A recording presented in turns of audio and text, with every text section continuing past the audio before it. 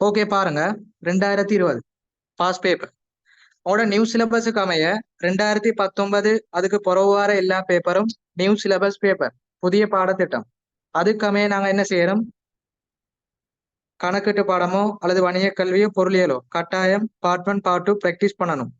இப்போ நாங்கள் ஓல்ட் சிலபஸ்ல 2012 முழுமையா முடிச்சோம், 1 தொடக்கம் 50. அதற்கு அமைய இன்றைக்கு நாங்க புதிய சிலபஸ் மொத்தம் 16 பாடங்களை உள்ளடக்கி அவங்களோட பார்ட் 1 பேப்பர் எப்படி தரப்படுது, எந்த முறையில வினாக்கள் கேட்கப்படுதுன்னு தெளிவா பார்த்துக்கொள்ளும். அப்ப இதுல 1 தொடக்கம் 30 எம்சிக்யூ வரும், பல் தேர்வு வினா அண்டர்லைன் பண்ற கேள்வி வரும். ரெண்டாவது 31 தொடக்கம் 50 உங்களுக்கு 4 முறையில வரும், கூற்று கேள்வி, ஷார்ட் ஆன்சர், அடுத்தது ஸ்ட்ரக்சர் கேள்வி, கணக்கு செஞ்சு கண்டுபிடிக்கிறது. இப்படி மொத்தம் 50 கேள்வி. 1 தொடக்கம் 16, 1 தொடக்கம் 30ல 16 தேர்ச்சி ஓர்டரா வரும், 31 தொடக்கம் 50ல 16 தேர்ச்சி ஓர்டரா வரும். ஓகே, இப்ப நாங்க ஒவ்வொரு கேள்வியா தனித்தனியா பார்த்துட்டு போவோம். முதலாவது கேள்வியை பாருங்க. முதலாவது கேள்வின்னு சொல்றது எப்பொழுதும் முதலாவது பாடத்துல இருந்து வரும். அதாவது கணக்கீட்டின் அறிமுகம், அதுல வரக்கூடிய கணக்கீடு, நிதி கணக்கீடு, முகாமை கணக்கீடு. அடுத்தது நீங்க படிக்கக்கூடிய கம்பெனி அல்லது எல்கேஎஸ், எஸ்எல்எஃப்ஆர்எஸ், அதுல வரக்கூடிய பொது நோக்க நிதி கூற்றுக்கள், விசேட நோக்க நிதி கூற்றுகள், இந்த 5ஐயும் உள்ளடக்கிதான் முதலாவது கேள்வி. அடுத்தது 31வது கேள்வி, அது ரெண்டும் உருவாக்கப்படும். நான் மேலதிகமா நிறைய விஷயம் சொல்லுவேன், நோட் பண்ணிக்கோங்க, அது உங்களோட ஹார்ட்வேர். அப்ப முதலாவது கேள்வியும் 31வது கேள்வியும் கணக்கீட்டுல இருந்து தான் வரும். முதலாவது கேள்வியை பாருங்க, இலகுவான கேள்வி. நிறுவனம் ஒன்றின் நிதி கணக்கீட்டின் பிரதான நோக்கம். தம்பி தெளிவா படிச்சோம். கணக்கீடு, நிதி கணக்கீடு, முகாமை கணக்கீடு, பொது நோக்க நிதி கூற்று, விசேட நோக்க நிதி கூற்று. அதுல கணக்கீடுன்னு வந்தா அக்கறை செலுத்தும் தரப்பினரை பாருங்க, நிதி கணக்கீடுன்னு வந்தா அக்கறை செலுத்தும் தரப்பினரை பாருங்க, அது இல்லாத சந்தர்ப்பத்துல வெளி தரப்பினரை பாருங்க. முகாமை கணக்கிருந்தா உள்ளாக தரப்பினர் அல்லது முகாமையாளரை பாருங்க. பொது நோக்க நிதி கூற்றா 2 முறையில தருவான். பொதுவா கேட்டா அக்கறை செலுத்தும் தரப்பினர், என்ன கரு சட்டத்துக்கு அமைய கேட்டா அந்த 3 தரப்பினரையும் கொடுக்கணும். நியமத்துல சொல்லப்பட்டது. தற்கால மற்றும் எதிர்கால முதலீட்டாளர், கடன் வழங்குனர், ஏனைய கடன் கொடுத்தோர். அடுத்தது விசேட நோக்க நிதி கூற்றுக்கள், முகாமையாளர். இது தெளிவா படிச்சோம். எனவே முதலாவது நிதி கணக்கீடு கேட்டா பார்க்கக்கூடிய விஷயம், அக்கறை செலுத்தும் தரப்பினர் வந்துக்குதா அல்லது உள்ளக வெளியே தரப்பினர் ரெண்டையும் உடைச்சு தந்திக்கிறானா, அது முதலாவது பார்க்கணும். அப்ப முதலாவது கேள்வி நிதி கணக்கீடு.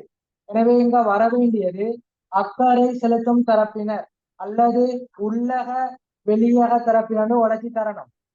இது முதலாவது நோட் பண்ணணும். ரெண்டாவது பார்க்கணும், இங்க வழங்கப்படக்கூடிய தகவல் எப்படி இருக்கணும். முதலாவது பயனுள்ள தகவல் தருவான், அப்படி இல்லையா பொருளாதார தகவல் தருவான், அப்படி இல்லையா நிதி சார் தகவல் தருவான். இப்படி வரணும். ஏன்னா நிதி கணக்கீடு ஒரு நிறுவனத்தில் அக்கறை செலுத்தக்கூடிய உள்ளக வெளியக அனைத்து தரப்பினரும் தீர்மானங்களை மேற்கொள்வதற்கு பயனுள்ள தகவலை வழங்குதல் அல்லது நிதிசார் தகவலை வழங்குதல் அல்லது பொருளாதார தகவலை வழங்குதல் நிதி கணக்கீடாகும். எனவே முதலாவது ஆன்சரா பார்ப்போம். நிறுவனம் ஒன்று நிதி கணக்கீட்டின் பிரதான நோக்கம். எனவே கேள்வி நம்பரை போட்டு இந்த ஷார்ட் நோட்ஸை நோட் பண்ணிக்கோங்க. முதலாவது ஆன்சர் இப்ப நீங்களே சொல்ல போறீங்க, அக்கறையுடைய ஒரு தீர்மானம் மேற்கொள்வதற்கான தகவல் வழங்குதல். எனவே 4வது. எனவே முதலாவது ஆன்சர் 4வது. விரைவா ஷார்ட் நோட்ஸ் விளக்கங்கள் எழுதிட்டு ஓகேன்னு போடுங்க. ஒவ்வொரு கேள்வி செய்ய விஷயங்கள் எழுதிட்டு ஓகேன்னு போட்டு அடுத்தடுத்த கேள்வியை பார்த்துக்கிட்டே போகும். எனவே முதலாவது கேள்வி 4வது ஆன்சர்.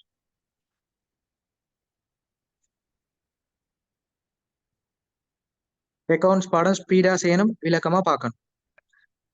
பேப்பரை வச்சு கோப்பியை வச்சுக்கோங்க, அழகா ஸ்கீம் படி போட்டு போங்க, கால்குலேட்டர் பக்கத்துல வச்சுக்கோங்க, வேகமா சொல்ற விஷயத்த கணிப்பீடு செய்யுங்க, செட்ல போட்டுக்கோங்க, தெளிவா சந்தோஷமா படிச்சுட்டு போவோம்.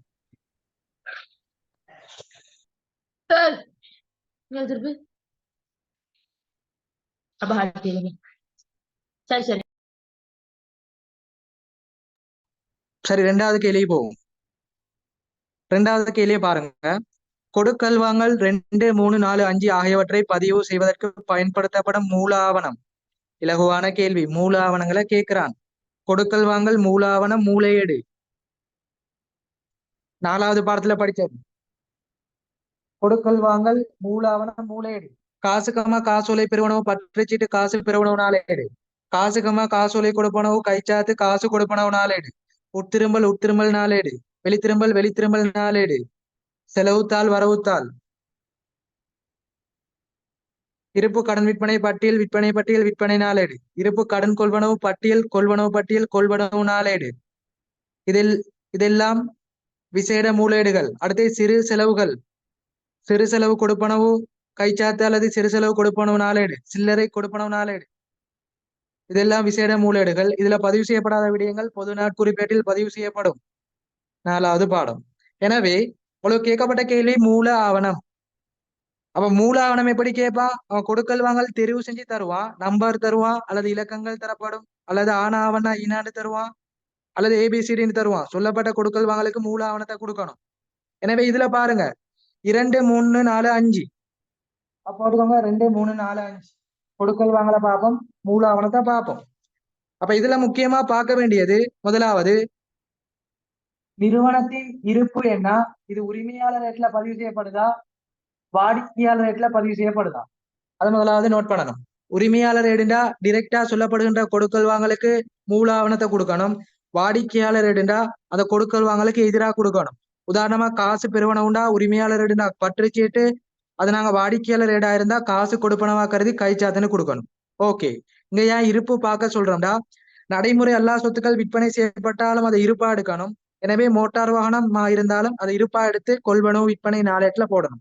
அப்படி இல்லையா நோமலா இருப்புக்குரியது பொருட்கள் தரப்பட்ட அதை இருப்பா எடுங்க. நடைமுறை எல்லா சொத்துக்கள் இருந்தா பொது நாட்குறிப்பேட்டுல பதிவு செய்யுங்க. அப்ப மூல ஆவணம்டா இருப்பு, உரிமையாளர், வாடிக்கையாளர் ஏடு கவனத்துல கொள்ளணும். இப்ப ஆன்சருக்கு வரும். எனவே பாருங்க, நந்தன் என்பவர் எழுது பொருட்களை வியாபார கடை. அப்ப எழுது பொருள் தாங்க இருப்பு. அப்ப நடைமுறை சொத்து, நடைமுறை எல்லா சொத்து, அந்த அறிவை வச்சு செய்யணும். கீழே வாங்க, சொல்லப்பட்ட கொடுக்கல் வாங்கலை வாசி டிரெக்டா மூல ஆவணத்தை போடுவோம். எனவே 2, 3, 4, 5. 2வது பாருங்க, காசுக்கு எழுது பொருள் கொள்வனவு. எனவே போடுங்க காசுக்கு எழுது பொருள் கொள்வனவு.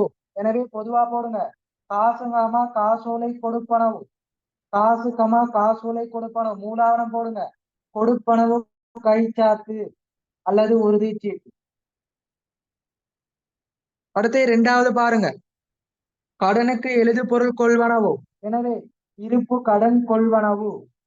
எனவே பட்டியல் அல்லது கொள்வனவு பட்டியல். அடுத்து 3வது பாருங்க, குறைபாடுகள் காரணமா கடனுக்கு கொள்வனவு செய்யப்பட்டது திருப்பி அனுப்பப்படுதல். தம்பி திருப்பி அனுப்பப்படுதல் 2 ஒண்ணு உரிமையாளர் அல்லது நிறுவனம் திருப்பி அனுப்பும், அல்லது வாடிக்கையாளர் திருப்பி அனுப்பப்படும். உரிமையாளர் திருப்பி அனுப்பப்பட்டா வெளித்திருப்பம், வாடிக்கையாளர் திருப்பி அனுப்பப்பட்டா உட்திருப்பம். இங்க பாருங்க, நாங்க தான் கொள்வனவு செய்யறோம், நாங்களே திருப்பி அனுப்புறோம். எனவே வெளித்திருப்பம். எனவே போட்டுக்கோங்க வெளித்திருப்பம் வரவுத்தாள். அடுத்த இறுதியா பாருங்க 5வது, கடனுக்கு எழுது பொருட்கள் விற்பனை செய்யப்பட்டது. வெட்டதான் அதுல பட்டி, அதெல்லாம் நமக்கு பார்க்க தேவையில்லை. மூலாவணம் தானே, கொடுக்கல் வாங்கல மட்டும் பாருங்க. எனவே இருப்பு கடன் விற்பனை பட்டியல் அல்லது விற்பனை பட்டியல். தமிழ பட்டியல்னு சொல்றது உங்களுக்கு எம்சிக்யூல தந்தா பிரச்சனை இல்லை. எழுதும் போது பட்டியல் எழுதக்கூடாது, முழுமையான பெயர் போடணும். கொள்வனவு பட்டியல், விற்பனை பட்டியல். ஓகே, இப்ப ஆன்சரை பார்ப்போம். முதலாவது காசுக்கமா காசோலை கொடுப்பனவு கைச்சாத்து அல்லது உறுதிச்சீட்டு, இருப்பு கடன் கொள்வனவு பட்டியல் அல்லது கொள்வனவு பட்டியல், வெளித்திரும்பல் வரவுத்தாள், இருப்பு கடன் விற்பனை பட்டியல் அல்லது விற்பனை பட்டியல். எனவே அந்த ஒழுங்கு வரிசைப்படி எத்தனாவது ஆன்சர் போட்டுக்கோங்க? 3வது. கட்டாயம் பிராக்கெட்ல ஆன்சரை போட்டுக்கொள்ளும். இப்ப நாங்க 2 கேள்வியை மிக தெளிவா படிச்சுட்டோம். அடுத்த கேள்விக்கு போவோம்.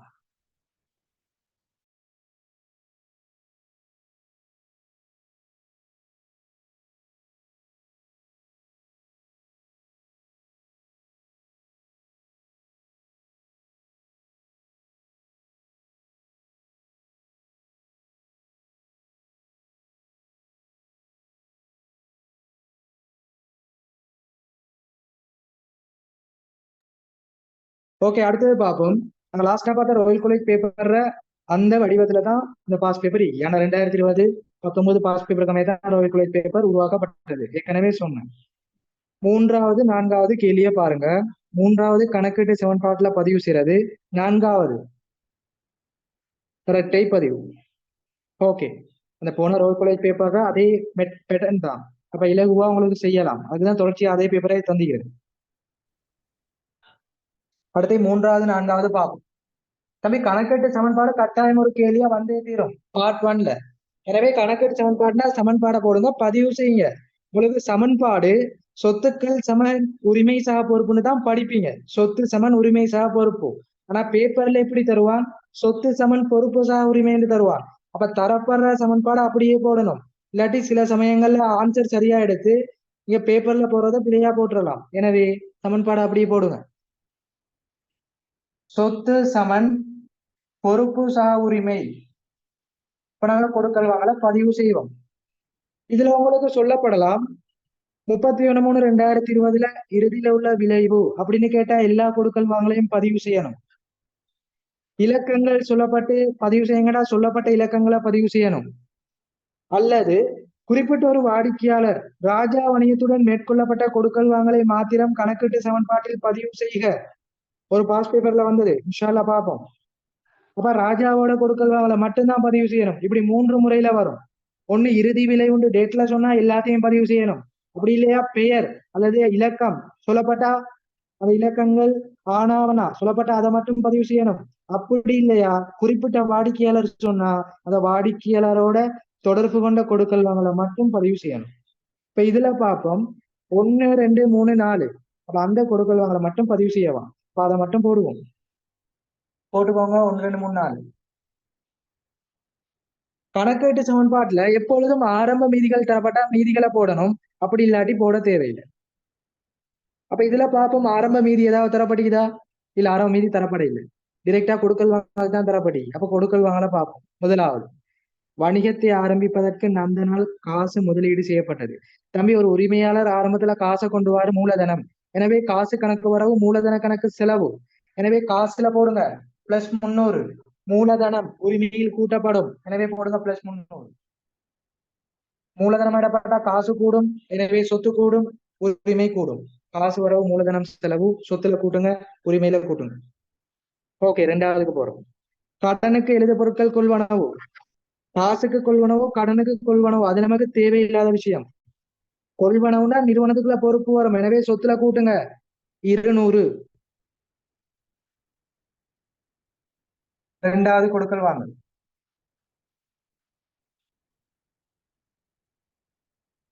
காசுக்கு கொள்வனவா, எனவே சொத்துல குறைங்க, காசு போகும். எனவே கொள்வனவு வரவு, காசு செலவு.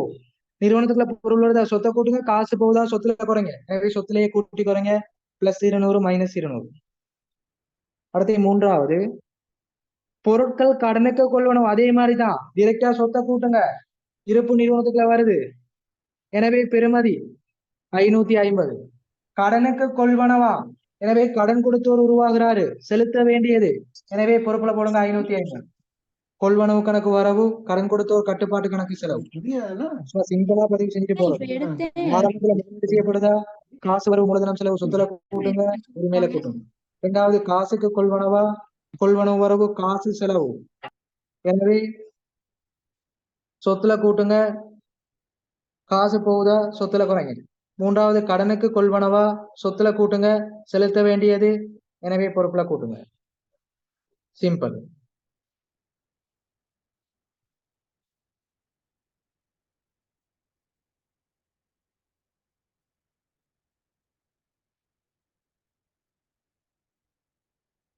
ஓகே, இறுதியா பாருங்க. உங்களுக்கு 4வது சொல்லப்பட்டதை பார்ப்போம். வெளி திருப்பம் ஆகுது. தம்பி, வெளி திருப்பம்னா கடன் கொள்வனவு செய்ய திருப்பி போடுங்க. சரியா? வெளி திரும்பம்டா என்ன செய்வோம்? கடன் கொள்வனவை எதிராக பதிவு செய்வோம். அப்ப கொள்வனவுண்டா சொத்தை கூட்டி பொறுப்பை கூட்டுறோம். வெளி திரும்பம்டா சொத்தை குறைச்சு பொறுப்பை குறைங்க. எனவே பாருங்க, வெளி திரும்பலுக்கு ஒரே ஒரு பதிவு, கடன் கொள்வினவனை மாத்தி பதிவு செய்தல், அது எதிராக பதிவு செய்தல். கடன் கொடுத்தோர் வரவு, வெளி திரும்பல் செலவு. எனவே அதே பெறுமதியை சொத்துல குறைங்க, பொறுப்புல குறைங்க. தம்பி 2020 பாஸ் பேப்பர் பாருங்க, சின்ன பிள்ளைக்கு மாதிரி தந்திக்கிறான், எல்லாருக்கும் தெரியும், இலகுவா மார்க்ஸ் பெற்றுக் கொள்ளலாம்.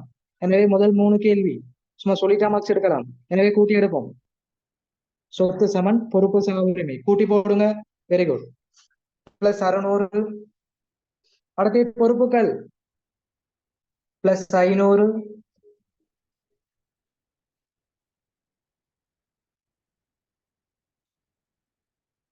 இதுல போடுங்க. சொத்துக்கள்ல பிளஸ் 800, பொறுப்புகளை கூட்டி போடுங்க பிளஸ் 500, உரிமை பிளஸ் 300. இப்ப பாருங்க, சொத்து 800, ரெண்டையும் கூட்டி வாரது 800. எனவே செஞ்ச கணக்கு சரி. எனவே ஆன்சர் பாருங்க, 2வது. சரியா? முதல் 3 கேள்வி சும்மா சிம்பிளா போடப்பட்டீங்க. எனவே எல்லாருக்கும் பார்ட் 1ல 3 மார்க்ஸ். ஓகே, எழுதிக்கோங்க. அடுத்ததுக்கு போகும்.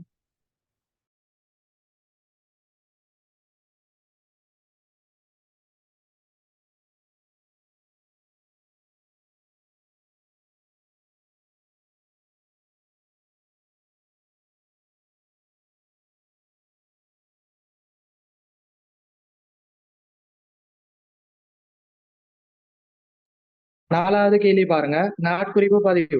தம்பி இலகுவானது. உங்களுக்கு 2019 2020 ஒரே பேட்டர்னுக்கு வந்த பேப்பர். சரியா? இது சேம் பேட்டர்னுக்கு வந்துச்சு. முதலாவது கணக்கீடு, நிதி கணக்கீடு, முகாமை கணக்கீடு தந்து, அடுத்த மூலாவணம், மூலேடு, கணக்கீடு சமன்பாடு. இந்த பேட்டர்னுக்கு வந்து 2019 20 பாஸ் பேப்பர். 21 22 ஓல்ட் சிலபஸ் 18 17 வந்த பேப்பர். அதாவது முதலாவது கணக்கீடு, அதுக்கப்புறம் கணக்கீட்டு என்ன கரும், அதுக்கு அமைய வந்தது 21 22க்கு போறோம். அப்ப 2 முறையில பேப்பர் வரும். நாங்கள் செஞ்ச 2012 முதலாவது கணக்கீடு, நிதி கணக்கீடு, 2வது கணக்கீட்டு என்ன கரும், அது ஒரு பேட்டர்ன். அப்படி இல்லையா கணக்கீடு, மூலாவணம், கணக்கீடு சமன்பாடு, இது ஒரு பேட்டர்ன். ஓகே, 4வதுக்கு போவோம். நாட்குறிப்பு பதிவு அல்லது இரட்டை பதிவு. இதுல பாருங்க, இதுல உங்களுக்கு சொல்லப்பட்ட கொடுக்கல் வாங்கல முதலாவது இனம் காணுங்க, அதுக்குரிய இரட்டை பதிவை போடுங்க. அதுக்கு பிறகு பெறுமதியை போடுவோம். நமக்கு வெட்பந்திக்குதா, குழம்ப தேவையில்லை. கடன் விற்பனையா, கடன் கொள்வனவா, எல்லாம் தெளிவா பார்த்துட்டோம். முதலாவது இரட்டை பதிவை போடுவோம், அதுக்கு பிறகு பெறுமதிகளை போடுவோம். எனவே அவளுக்கு 4வதுல சொல்லப்பட்ட விஷயம், கொடுக்கல் வாங்கல் 5னை பதிவு செய்வதற்கான இரட்டை பதிவு. அப்ப கொடுக்கல் வாங்கல் 5ல சொல்லப்பட்டிருக்கிற விஷயம், கடன் விற்பனை தரப்படுகிறது வெட்டோட உட்படுத்தி. கடன் விற்பனை தரப்படுகிறது வெட்டோட உட்படுத்தி. எனவே கடனுக்கு எழுது பொருட்கள் விற்பனை செய்யப்பட்டது, இது 64,000 வெட்டினையும் உள்ளடக்கி உள்ளது. அப்ப மொத்த பெருமதி தந்திக்கான் 8,64,000. தம்பி கடன் விற்பனையா, பயப்படாம இரட்டை பதிவை போடுங்க. முதலாவது கடன்பட்டோர் கட்டுப்பாட்டு கணக்கு வரவு, விற்பனை கணக்கு செலவு. இப்ப வெட் வருதா, வெட்டுன்னு சொல்றது சும்மா சிம்பிள் விஷயம். வெட் வரவா இருந்தா, அதாவது பிரதான கொடுக்கல் வாங்கல் வரவுண்டா வெட் வரவு, பிரதான கொடுக்கல் வாங்கல் செலவுண்டா வெட் செலவு. எனவே கொள்வனவு வரவா வெட் வரவு, விற்பனை செலவா வெட் செலவு. எனவே வெட்கட்டுப்பாட்டு கணக்கு செலவு. அப்படி போட்டுக்கோங்க. கடன்பட்டோர் வரவு, விற்பனை செலவு முதலாவது போடுங்க. பிரதான கொடுக்கல் வாங்கல் செலவுண்டா வெட் செலவு, எனவே வெட் செலவு. இப்ப எப்படி வரும், பூரண கொடுக்கல் வாங்கலுக்கான இரட்டை பதிவு, கடன்பட்டோர் கட்டுப்பாட்டு கணக்கு வரவு, விற்பனை கணக்கு செலவு, வெட்கட்டுப்பாட்டு கணக்கு செலவு. தெளிவா சொல்லி தந்துக்கிறேன். கடன்பட்டோர்ல எப்பொழுதும் வெட்டுட்பட பெறுமதி வரும், விற்பனையில எப்பொழுதும் வெட் நீங்கிய பெறுமதி வரும், வெட்ல எப்பொழுதும் வெட் பெறுமதி வரும். அதாவது இந்த வெட்டுன்னு சொல்றது எத்தனை வீதம் தரப்பட்டிருக்குது, உங்களுக்கு வீதம் தரப்பட்டிருக்கா பாருங்க. வீதம் தரப்பட்டிருக்குதா, இல்ல நார்மலா 64 வீதம் சொல்லப்பட்டி. அப்ப நமக்கு நினைக்க வீதம் தரப்படலையா. உதாரணத்துக்கு சொல்றேன், இப்ப 100 வீதம் வெட் நீங்கியது, உதாரணம் 10 வீதம் வெட்டினா 110 வீதம் வெட்டு உட்பட.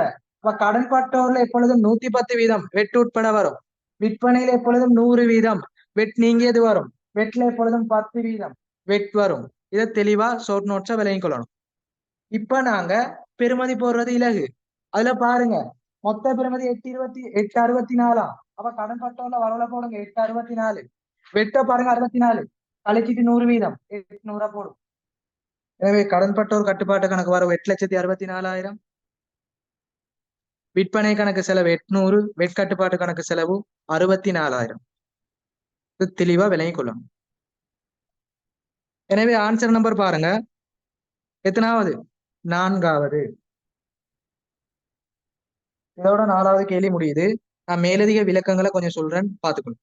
இதுல பாருங்க, உங்களோட சிலபஸ்ல காசு கணக்கு, சம்பளம் கூலி கணக்கு, வெட் கணக்கு, கடன்பட்டோர், கடன் கொடுத்தோர், இது எல்லாத்துக்கும் கட்டுப்பாட்டு கணக்குன்னு இரட்டை பதிவு வரணும், இல்லாட்டி ஸ்கீம் போல வரும். காசு, கடன்பட்டோர், கடன் கொடுத்தோர், சம்பளம் கூலி, வெட், இது எல்லாத்துக்கும் கட்டுப்பாட்டு கணக்குன்னு போடணும். நோட் பண்ணிக்கோங்க. காசு கட்டுப்பாட்டு கணக்கு, கடன்பட்டோர் கட்டுப்பாட்டு கணக்கு, கடன் கொடுத்தோர் கட்டுப்பாட்டு கணக்கு, சம்பளம் கூலி கட்டுப்பாட்டு கணக்கு, வெட் கட்டுப்பாட்டு கணக்கு, எல்லாத்தையும் கட்டுப்பாட்டு கணக்குன்னு போடணும். இது நீங்க தேர்ச்சி 14ல கூலி கிரியத்துல படிப்பீங்க. ஓகே, அடுத்த விஷயம், வெட் கட்டுப்பாட்டு கணக்கு கூடுதலா கேள்வி வாரது. அப்ப வெட்ல நாங்க போட வேண்டியது கொள்வனவு வெட் வரவு, விற்பனை வெட் செலவு, உட்திரும்பல் வெட் வரவு, வெளித்திரும்பல் வெட் செலவு, காசாக செலுத்திய வெட், காசு செலவுடா வெட் வரவு, எனவே வரவு, இது எல்லாத்தையும் பதிவு செய்வோம். வெற்ற பெருமதியை மட்டும். இப்ப இதுல மீதி வந்தது வரவாகவும் வரலாம், மீதி வந்தது செலவாகவும் வரலாம். மீதி வந்தது வரவாக வந்தால் எப்பொழுதும் சொத்தாக கருதப்படும், எனவே சொத்து. மீதி வந்தது செலவாக வந்தால் எப்பொழுதும் பொறுப்பாக கருதப்படும், எனவே பொறுப்பு. எனவே வெட்கணக்க போடுங்க. கொள்வனவு வெட் வரவு, விற்பனை வெட் செலவு, உட்திரும்பல் வெட் வரவுண்டா வெளித்திரும்பல் வெட் செலவு, காசாக செலுத்திய வெட் வரவு, எனவே கூட்டி எடுத்தோம்னா மீதி வந்தது வரவு வரலாம், மீதி வந்தது செலவு வரலாம். அதன் அடிப்படையில மீதி வந்தது வரவா சொத்தாக கருதப்படும், மீதி வந்தது செலவா பொறுப்பாக கருதப்படும். இது ரெண்டையும் மேலதிகமா நோட் பண்ணிக்கோங்க. இதோட உங்களுக்கு 4வது கேள்வி பூரணமா முடியுது. அடுத்த கேள்வி போகும். நம்மளோட கிளாஸ்ல பொறுமையா இருந்து சொல்றத அழகா கேட்டு எழுதினீங்கன்னா பாடம் கிளியரா போகும். டவுட் பெரும்பாலும் வராது. சரியா?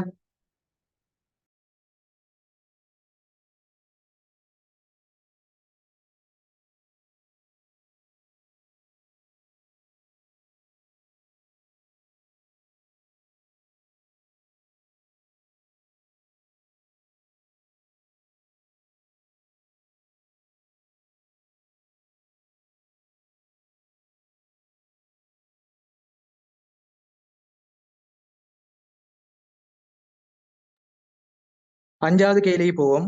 நல்ல கேள்வி ஒண்ணு. மொத்த லாபம் தேறிய லாபம். மொத்த இலாபம் தேறிய இலாபம். உங்களுக்கு மொத்த லாபம் தேறிய லாபம் எப்படி கண்டுபிடிக்கிறது சமன்பாடு சொல்லி தந்துக்கிறேன். எனவே போட்டுக்கோங்க. மொத்த லாபம் தேறிய லாபம். தம்பி, மொத்த லாபத்துக்கு சமன்பாடு விற்பனை மைனஸ் விற்பனை கிரயம் மொத்த இலாபம் போடுங்க.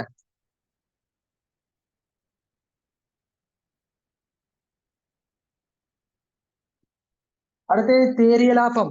கண்டுபிடிச்ச மொத்த லாபத்தோட ஏனைய வருமானங்களை கூட்டி ஏனைய செலவுகளை கழிச்சோம்னா தேறிய லாபம்.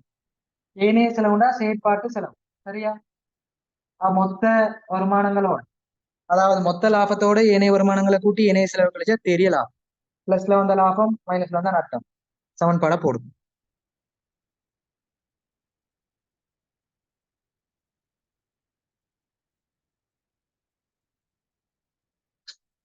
ஓகே, இப்ப நாங்க பாக்குறோம் மேல உள்ள அந்த கொடுக்கல் வாங்கலுக்கு அமைய தான் இந்த 5வதும் செய்யணும்.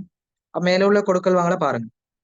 இதுல நாங்க என்னத்தை பார்க்கணும், சொல்லப்பட்ட எல்லாம் நமக்கு தேவையில்லை. சமன்பாட்டுல என்ன இருக்குதோ அதை மட்டும் பார்த்தா சரி. அப்ப விற்பனை தேவை, விற்பனை கிரயம் தேவை, வருமானங்கள் தேவை, செலவுகள் தேவை, அது மட்டும்தான் நமக்கு பார்க்கணும். இதுல பாருங்க தம்பி, இந்த விற்பனைன்னு சொல்றது தேறிய விற்பனை எப்பொழுதும் போடணும். அதாவது நோட் பண்ணிக்கோங்க, இந்த விற்பனையில இருந்து வெட் வியாபார கழிவு, அடுத்தது உட்திரும்பல், இதெல்லாம் கழிச்சு வர தேறிய பெறுமதியை தான் நாங்க விற்பனையா போடணும். எப்பொழுதும் விற்பனைன்னு சொல்றது தேறிய விற்பனை, வெட் வியாபார கழிவு உட்திரும்பல கழிச்சு போடணும். அடுத்தது கொள்வனவு. உங்களுக்கு விற்பனை கிரயம் தரப்படாம கொள்வனவு மட்டும் தந்தீங்க, ஆரம்ப இருப்போ இறுதி இருப்போ இல்ல, உட்திரும்பல் வெளித்திரும்பல் இல்ல, ஒற்றுமை கூலி ஏற்றல் இருக்கல் கட்டணம் இல்ல. அப்ப நாங்க கொள்வனவு மட்டும் தந்திருந்து அதை விற்பனை கிரயமா போடணும். எனவே கொள்வனவுன்னு சொல்றது தேறிய கொள்வனவு பதிவு செய்யணும். அதே போல கொள்வனவுல இருந்து வெட் வியாபார கழிவு வெளித்திரும்பல கழிச்சு போடணும். இதை தெளிவா விளங்கிக்கோங்க. இது எந்த சந்தர்ப்பத்துல, கொள்வனவு மட்டும் தரப்படுகின்ற சந்தர்ப்பத்துல நாங்க கொள்வனோட தேறிய பெறுமதியை விற்பனை கிரயமா போடணும். அப்படி இல்லையா, இவ்வளவு கிரயமானது இவ்வளவுக்கு விற்பனை, அதை நாங்க என்ன செய்வோம், கிரயமா போடுவோம். இப்ப நாங்க ஆன்சருக்கு போவோம். மேல வாங்க. மேல முதலாவது சொல்லப்பட்டிக்கு முதலீடு செய்யப்பட்டது. முதலீடு செய்யப்பட்டது, இதுல ஒரு விஷயத்துக்கும் பதிவு செய்ய மாட்டோம். ரெண்டாவது, காசுக்கு எழுது பொருட்கள் கொள்வனவு 2 லட்சம், அது நமக்கு தேவையில்லை. மூன்றாவதுக்கு வாங்க. கடனுக்கு எழுது பொருட்கள் கொள்வனவு 5,50,000. இப்ப காசு கொள்வனவு கடன் கொள்வனவு இங்க சம்பந்தப்படுமா? சம்பந்தப்படாது. அடுத்ததுக்கு வாரம். குறைபாடுகள் காரணமா கடனுக்கு கொள்வனவு செய்யப்பட்ட எழுது பொருட்கள் ஒரு பகுதி திருப்பி அனுப்பப்பட்டது. ஓகே, அதுவும் மீக்கட்டும்.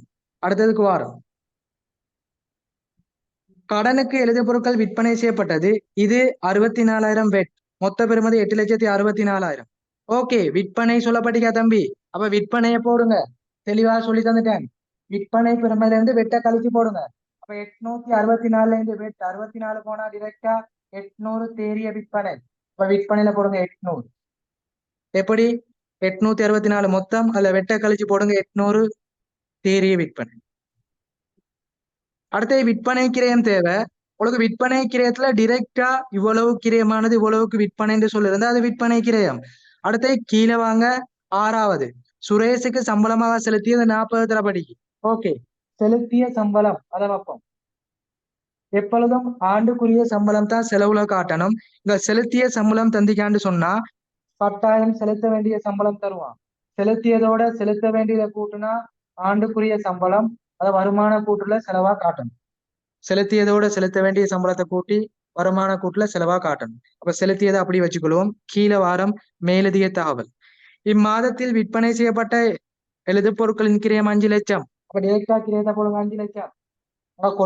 கொள்வனவையோ வெளித்திருமலையோ சீராக்கி கஷ்டப்பட தேவையில்லை. டிரெக்டா கீழே தாரான், அதனால அவசரப்படக்கூடாது. அப்ப கிரயத்தை அப்படி போடும். இப்ப கழிச்சோம்னா மொத்த லாபம் டிரெக்டா வரும். 800ல 500 போனா 300. அவ்வளவு தான். அப்படியே கொண்டு போய் லாபத்தை மேல போடுங்க 300. இப்ப வருமானத்தை கூட்டி செலவை கழிங்க.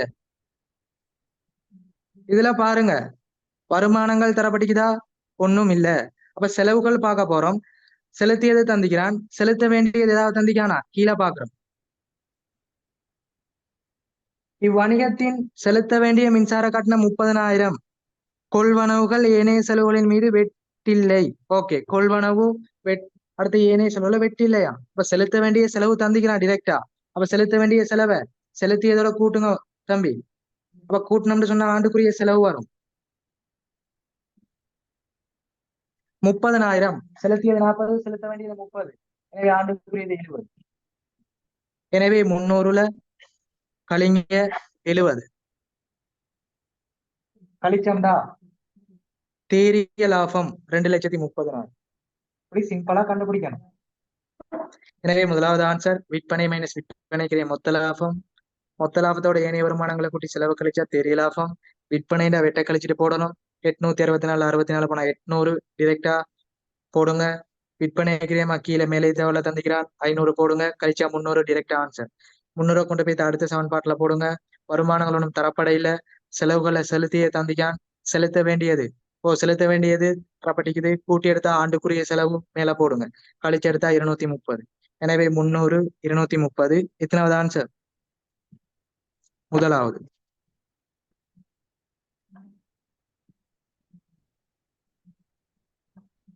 தமிழ்ல வெளித்திரும்பம்லாம் நமக்கு தேவையில்லை. வெளித்திரும்பலாம் தேவையில்லை. நான் சொல்லித்தர மெத்தட பாருங்க. விற்பனை கிரேம்ட்டு டிரெக்டா கீழே தந்துச்சான், அதனால கிரேத்தை அப்படி போடும். ஓகே, இதோட 5 கேள்வி முடியுது. வேகமா எழுதிக்கோங்க. அடுத்த விஷயத்துக்கு போகும். 6 7. அடுத்தது பார்ப்போம். வங்கி இணக்க கூற்று.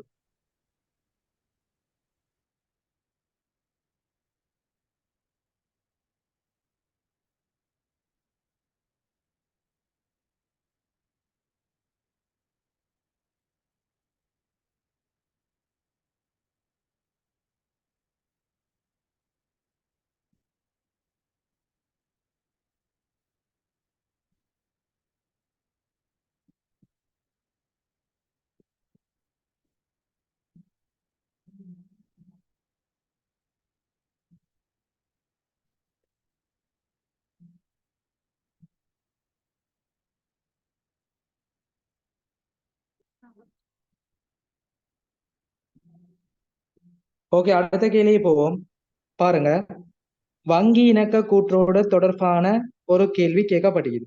6வது கேள்வி, திருத்திய காசு கட்டுப்பாட்டு கணக்கு மீதி வங்கி கூற்று மீதி. சரியா?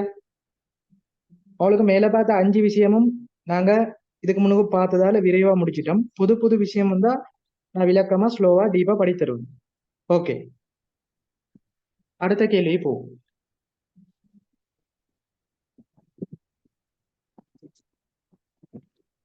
இதுல பாருங்க, வங்கி இணக்க கூற்றுல உங்களுக்கு பொதுவா கேட்கப்படக்கூடிய கேள்வி திருத்த முன் காசு மீதி, திருத்திய காசு மீதி, வங்கி கூற்று மீதி. இது பொதுவா கேட்கப்படக்கூடிய கேள்வி.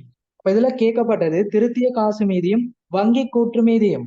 இப்ப நாங்க 2 விஷயம் அடிக்கணும். ஒண்ணு திருத்திய காசு கணக்கு, 2வது வங்கி இணக்க கூற்று. போட்டுக்கோங்க. திருத்திய அல்லது சீராக்கிய காசு கணக்கு, வங்கி இணக்க கூற்று.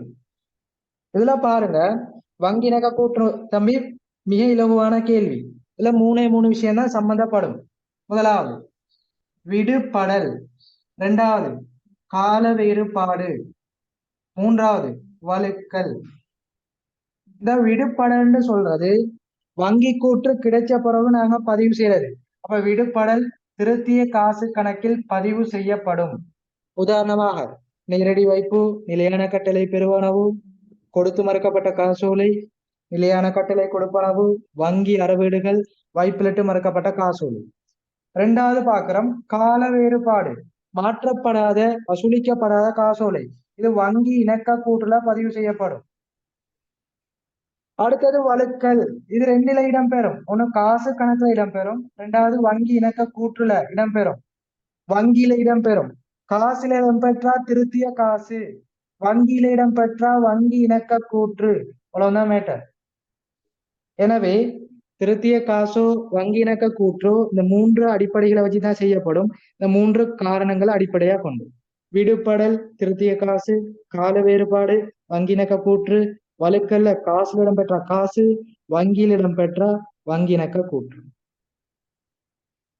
இப்ப நாங்க பார்க்க போறோம் திருத்திய காசுல வரவு செலவு பதிவு செய்வோம். கூட்டி எடுத்து இறுதியில வர்றது திருத்திய காசு மீதி. வங்கி இணக்க கூற்று ஃபார்மட் எப்படி?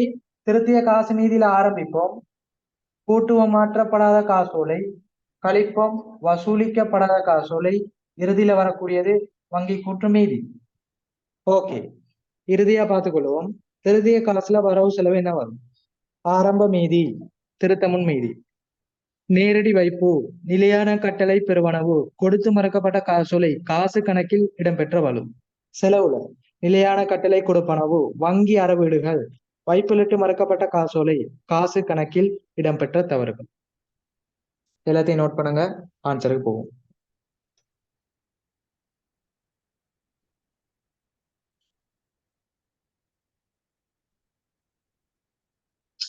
கண்டுபிடிக்கிற திருத்திய காசு மீதின்னு சொல்றது, கண்டுபிடிக்கிற திருத்திய காசு மீதி வரவுல வந்தா பிளஸ் போடணும், செலவுல வந்தா பிரக்கெட் பண்ணி காட்டணும்.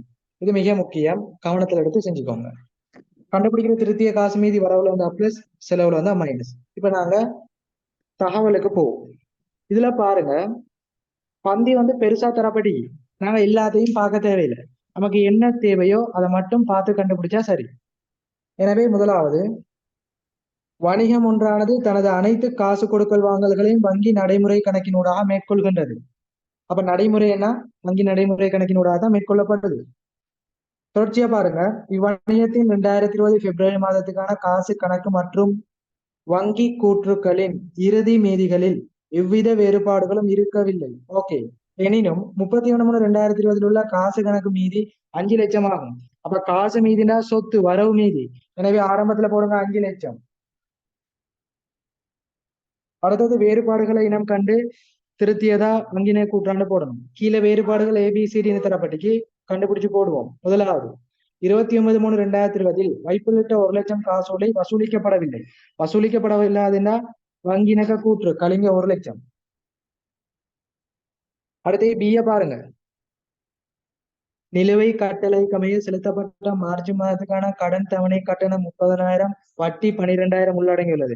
நமக்கு இங்க வட்டி எல்லாம் தேவையில்லை, மொத்தம் எவ்வளவு போய்க்குதோ அதை காசுல போடுங்க. அப்ப நிலையான கட்டளை கொடுப்பனவு தவணை கட்டணம் 30 செலவுல போடுங்க. அடுத்து சி 30/3/2020 வங்கியில் வைப்புலிட்ட 80,000 காசோலை மறுக்கப்பட்டது. தம்பி தெளிவா படிச்சுக்கிறோம். கொடுத்து மறுக்கப்பட்ட வரவு, வைப்புலிட்டு மறுக்கப்பட்ட செலவு. எனவே வைப்புலிட்டு மறுக்கப்படுது. எனவே காசு கணக்குல செலவுல போடுங்க. மறுக்கப்பட்ட காசோலை 80,000. ஓகே, அடுத்து டிய பாருங்க. முதலீட்டு வருமானம் 1,20,000 நேரடியாக செலவு வைக்கப்பட்டது. காசுல வரவுனா வங்கியில செலவு. எனவே காசுல திருத்திய காசுல வரவுல போடுங்க. நேரடி வைப்பு. முதலீட்டு வருமானம் நேரடியா வருது. எனவே என்னது முதலீட்டு வருமானம் ஒரு நேரடி வைப்பா வருது. எனவே வரவுல போடுங்க 1,20,000. ஓகே, வேற ஒன்று விஷயமும் தரப்பட இல்லை. அப்ப நான் கூட்டி எடுத்தோம்னா ஆன்சர் வரும். கீழே பாருங்க, நேரடி வைப்புக்கு நிலையான கட்டளை கொடுக்கணும். மறுக்கப்பட்ட காசோலை என்பன வங்கி கூற்று பெறப்பட்ட பின் மட்டுமே புத்தகங்களில் பதிவு செய்யப்பட்டது அப்படின்னா விடுபடல் சொல்லப்பட்டது. மேலுள்ள ஏசி உருப்படிகளானவை வணிகத்தின் 2 கடன்பட்டோர்களின் நிலுவை மீதிகளை தீர்ப்பதற்கு தீர்த்து கொள்ளப்பட்டது. ஓகே, அடுத்த கேள்விக்கு சம்பந்தப்பட்டது. அதாவது இங்க சொல்லப்பட்ட விஷயம் ஏயும் சியும் கடன்பட்டோரோட தொடர்பானது. சரியா? இப்ப கூட்டி எடுத்தோம்னா ஆன்சர் வரும். 6வது கூட்டி எடுங்க. 500 120 கூட்டி போடுங்க. 620. 620 டோட்டல் போடுங்க. செலவுல பாருங்க 80 30 110 போனா மீதி வந்தது 510,000. மீதி சென்றது 510,000. இந்த 510 கொண்டு போய் அப்படி போடுங்க. மேல கூட்டப்படுறது கழிக்கப்படுறது, எனவே வசூலிக்கப்படுறது கழிக்கப்படுறது. எனவே இறுதி மீதி 410. எனவே திருத்திய மீதி 510, வங்கி கூற்று மீதி 410. இலகுவான ஒரு கேள்வி.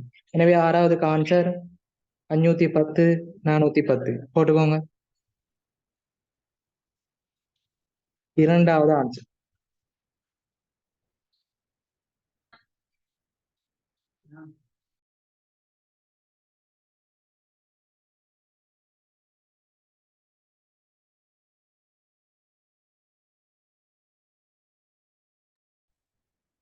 ஒவ்வொரு கேள்வி முடிய உங்களுக்கு விளங்கிட்டுனா ஓகேன்னு போட்டுக்கிட்டு வாங்க. சரியா? டவுட்னா கேளுங்க. இது முக்கியமான ஒரு பேப்பர். சில புதிய விஷயங்கள்லாம் தரப்பட்டிருக்குது. நிறைய விஷயம் சொல்லி தருவேன். தொடர்ச்சியா இருந்து படிச்சுக்கோங்க. இன்னைக்கு நாங்க படிக்கிற ஒரு விஷயம் சரி ஃபைனல்ல வந்தா அது இலகுவா செஞ்சு கொள்ளலாம். உங்களோட எதிர்காலத்துக்கு முக்கியமான பரீட்சை. எனவே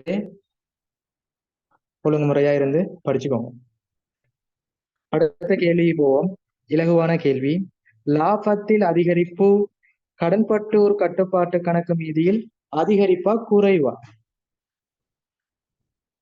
தம்பி, லாபத்தில் அதிகரிப்பு குறைவுண்டா லாபம்னு போடுவோம். வருமானம் செலவை பதிவு செய்வோம். இறுதியில வாரி பிளஸ்னா அதிகரிப்பு மைனஸ்னா குறைவு. கடன்பட்டோர் அதிகரிப்பு குறைவுண்டா கடன்பட்டோர் கட்டுப்பாட்டு கணக்கு போடுவோம். வரவுல பதிவு செஞ்சா கூடும், செலவுல பதிவு செஞ்சா குறையும். சும்மா சிம்பிளா கண்டுபிடிக்கிறது. எனவே 7வது கேள்வி.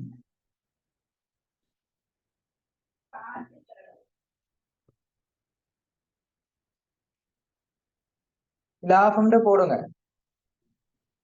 அதிகரிப்பா குறைவா? கடன்பட்டோர்னு போடுங்க. தம்பி, லாபம்னு சொன்னா ரெண்டு விஷயம் தான் சம்மதப்படும். வருமானமா கூட்டுங்க, செலவுண்டா கழிங்க. மேலதிகமா புதிய விஷயம் சொல்லித்தாங்க. ஒரு மேலதிகமா செலவு பதிவு செய்யப்பட்டா இல்லாமக்க கூட்டுங்க. மேலதிகமா வருமானம் பதிவு செய்யப்பட்டா இல்லாமக்க கழிங்க. லாபம்டா இதுதான் பேட்டர்ன். வருமானம் கூட்டுங்க, செலவு கழிங்க. மேலதிகமா செலவு பதிவு செய்யப்பட்டா இல்லாமக்க கூட்டுங்க. மேலதிகமா வருமானம் பதிவு செய்யப்பட்டா இல்லாம கழிங்க.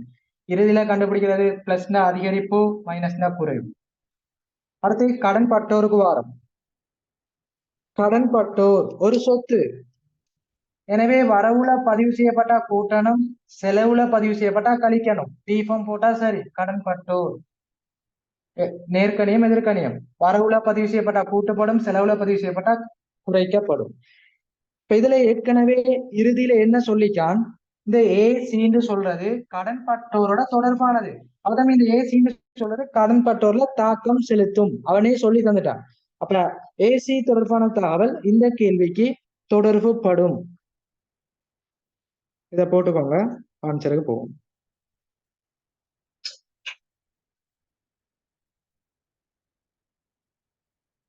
2020 மார்ச் மாதத்துக்கான லாபத்திலும் 31/3/2020 உள்ள கடன்பட்டோர் கட்டுப்பாட்டு கணக்கு மீதியிலும் ABCD ஆகிய உருப்படிகளினால் ஏற்படும் தேறிய விளைவு. நாங்க மேல வாரம் ABCD மட்டும் பார்ப்போம். முதலாவது 29/3/2020 வைப்பிலிட்ட 1,00,000 காசோலை ஒன்று இன்னும் வசூலிக்கப்படவில்லை என்று ஏ சொல்லப்பட்டது. ஏயும் சியும் கடன் பற்றோரோட தொடர்பானதுன்னு சொல்லி. தம்பி, வசூலிக்கப்படாத காசோலைக்கெல்லாம் இரட்டை பதிவே இல்லை, அது இணக்க கூற்றுக்கு மட்டும்தான் வரும். அப்ப இங்க அது சம்பந்தப்படாது. வசூலிக்கப்படாத காசோலை வருமானமோ இல்லை, செலவோ இல்லை, எனவே வராது. இரட்டை பதிவும் வராது, எனவே கடன் பற்றோருக்கும் வராது. அடுத்து பி, நிலையான கட்டளைக்கு அமைய செலுத்தப்பட்ட தவணை கட்டணம் 30,000. அப்ப இதுல தெளிவா பாருங்க, 30,000 செலுத்தப்படுதா, தவணை கட்டணம் இதுல வட்டி உள்ளடங்கப்படுதா? வட்டி எவ்வளவு தரப்படுகி? 12,000. நமக்கு தேவையானது லாபம்டா செலவு வருமானம். அப்போ வட்டிடா செலவுண்டா என்ன செய்யப்படும்? மைனஸ் பண்ணணும். எனவே போடும் வட்டி 12,000 மைனஸ். எப்படி இலகுவா செய்யறது பாத்துக்கோ. அடுத்தது பாருங்க, தவணை கட்டணம் போனா கடன் பட்டவரோட தொடர்புப்படுதா? இல்ல. கடன் பட்டோர்னா கடன் விற்பனை மட்டும்தான் வரும், கடன் விற்பனையோட தொடர்பான கொடுக்கல் வாங்கல் மாத்திரம். ஓகே, அடுத்தது போகும். சி, 30/3/2020 வங்கியில் வைப்பிலிட்ட 80,000 காசோலை மறுக்கப்பட்ட காசோலை அது கடன் பற்றோரோட தொடர்பானது. தெளிவா படிச்சு தந்தேன் தொண்டமனார் பேப்பர்ல. மறுக்கப்பட்ட காசோலைகளானது இருமுறைகள்ல வரும். கொடுத்து மறுக்கப்பட்ட காசோலை, வழங்கி மறுக்கப்பட்ட காசோலை, 2 3. வைப்பிலிட்டு மறுக்கப்பட்ட காசோலை, இது எல்லாம் கடன் பட்டோர் கடன் கொடுத்தவரோட தொடர்பு வரும். வைப்பிலிட்ட காசோலைனா கடன் பட்டோரோட வரும், கொடுத்து மறுக்கப்பட்ட கடன் கொடுத்தவரோட வரும். இது ஷார்ட் நோட், விலையும் கொள்ளணும். அப்ப வைப்பிலிட்ட காசோலை மறுக்கப்படலடா சரியான இரட்டை பதிவை இல்லாமக்கி போடுங்க தம்பி. ஒரு கடன் பட்டோட்ட காசு பெறும்போது எப்படி இரட்டை பதிவோ அதை இல்லாமக்கி போடுறது. எனவே காசு கிடைச்சா காசு கணக்கு வரவு, கடன் பட்டோர் கட்டுப்பாட்டு கணக்கு செலவு. ஆரம்பத்துல காசு வரவு, கடன் பட்டோர் செலவு. இப்ப மறுக்கப்படுதா, உண்மையான இரட்டை பதிவை போடுங்க. மறுக்கப்பட்ட காசோலைக்கான இரட்டை பதிவு. இந்த இரட்டை பதிவை எதிரா போட்டா மறுக்கப்பட்ட காசோலை, காசு வரவு கடன் பட்டோர் செலவை எதிரா போடுங்க. எனவே கடன் பட்டோர் கட்டுப்பாட்டு கணக்கு வரவு, காசு கட்டுப்பாட்டு கணக்கு செலவு மறுக்கப்படுது. அப்ப கடன் பட்டோர்ல என்ன செய்யப்படுது? வரவு வைக்கப்படுது, எனவே கூட்டப்படும். எனவே இங்க என்ன செய்யணும்? கூட்டணும். எனவே போடுங்க, மறுக்கப்பட்ட காசோலை 80 பிளஸ் பண்ணுங்க. வேற ஒண்ணுமே சொல்லப்பட இல்லை. இப்ப கூட்டி எடுத்தோம்டா இறுதி ஆன்சர். அடுத்து டிய பாருங்க. டில சொல்லப்பட்டிக்கு முதலீட்டு வருமானம் வந்தீங்கதான் 1,20,000. முதலீட்டு வருமானம் அவனே சொல்லிக்கிறான், வருமானம் தான் தம்பி. போடுங்க லாபத்துல முதலீட்டு வருமானம் 1,20,000 பிளஸ். ஓகே, முதலீட்டு வருமானம் கடன் பற்றோட தொடர்புப்படுதா? இல்ல, ஏயும் சியும் மட்டும்தான் தொடர்புப்படுது. இப்ப கூட்டி எடுங்க. 1,20,000 12 போனா 1,08,000 பிளஸ்ல வரும். எனவே ஆன்சர் லாபம் அதிகரிப்பு 1,08,000. ரெண்டாவது, கடன் பட்டோர்ல 80 மட்டும்தான் கூட்டப்படுது, எனவே ஆன்சர் பிளஸ் 80. கடன் பட்டோர் அதிகரிப்பு 80,000. எனவே ஆன்சர் லாபம் அதிகரிப்பு 1,08,000, கடன் பட்டோர் அதிகரிப்பு 80,000. எத்தனாவது ஆன்சர் போட்டுக்கோங்க? 4வது.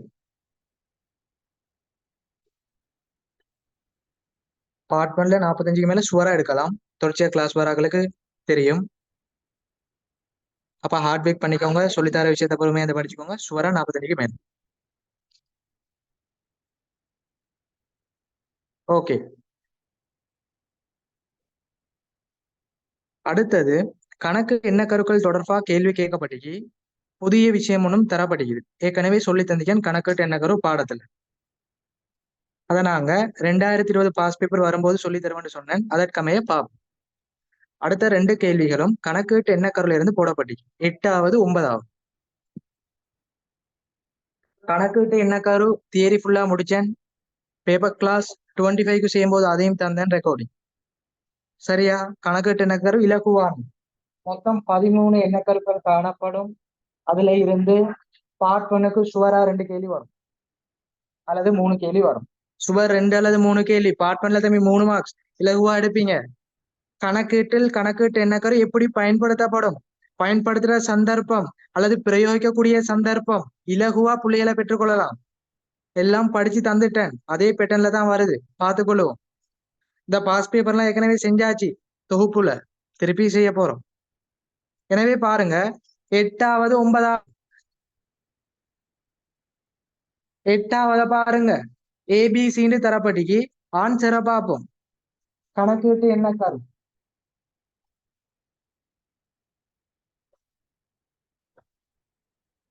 முதலாவது, கடன்பட்டோர் மற்றும் கடன் கொடுத்தோரை இனங்காண்பதற்கு அட்டுறு. சரி. எனவே முதலாவது சரி. அட்டுறு என்ன கரு? தம்பி, அட்டுறு என்ன கருண்டா என்ன? ஒரு குறித்த காலப்பகுதிக்குரிய லாபம் அல்லது நட்டத்தை கணிப்பீடு செய்யும் போது அந்த காலப்பகுதியில உண்மையாக உழைக்கப்பட்ட வருமானங்களையும் செலவுகளையும் பதிவு செய்யணும். அதாவது செலுத்த வேண்டியது பெற வேண்டியது இவ்வளவுதான் அட்டுறு. செலுத்த வேண்டியது பெற வேண்டியது இவ்வளவுதான் அட்டுறு. எனவே காசாக பெற்றதோட பெற வேண்டியதை கூட்டணும், காசாக செலுத்தியதோட செலுத்த வேண்டியதை கூட்டணும். எனவே அட்டுருண்டா கடன்பட்டோர் கடன் கொடுத்தோர் நடைமுறை சொத்து நடைமுறை பொறுப்பாக காட்டுதல் முதலாவது சந்தர்ப்பம். இரண்டாவது, வருமதி வருமானம் முற்பண வருமானம் அட்டுறு செலவுகள் முற்பண செலவுகள் அனைத்தையும் நடைமுறை சொத்து நடைமுறை பொறுப்பாக காட்டுதல். இந்த ரெண்டு விஷயம்தான் அட்டூர்ல வரும். நோட் பண்ணிக்கோங்க. அட்டூருண்டா கடன்பட்டோர் கடன் கொடுத்தோரை நடைமுறை சொத்து நடைமுறை பொறுப்பாக காட்டுதல், அட்டூறு செலவு முற்பண செலவு, அட்டூறு வருமானம் முற்பண வருமானம், நடைமுறை சொத்து நடைமுறை பொறுப்பாக காட்டுதல், அட்டூறு என்ன கரு. எனவே முதலாவது சரி.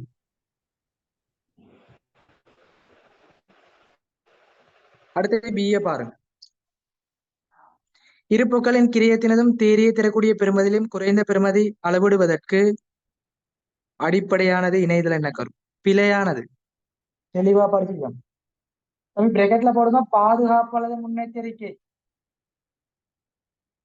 ரெண்டாவது பார்க்க போறோம், பாதுகாப்பு அல்லது முன்னெச்சரிக்கை. இதுல ரெண்டு விஷயம் தான் வருது. ஏற்பாடுன்னு பாக்குறீங்களா? பாதுகாப்பு ஏற்பாடு அல்லது ஒதுக்கீடு, விற்பனை உத்தரவாத ஏற்பாடு, வாடிக்கையாளர் இழப்பீட்டு ஏற்பாடு, ஊழியர் இழப்பீட்டு ஏற்பாடு. ஏற்பாடுனா பாதுகாப்பு. ரெண்டாவது, இருப்புக்கள் தொடர்பா சொல்லப்படுது கிரயம் என்ஆர்வில குறைஞ்ச பெறுமதியில காட்டுதல், பாதுகாப்பு. இவ்வளவுதான் பாதுகாப்பு. அப்ப ரெண்டு எண்ண கருக்களுக்கான நோட்ஸ் பார்த்துட்டோம், தெளிவா ஆன்சர் பார்த்துட்டோம். அடுத்தது போவோம். C,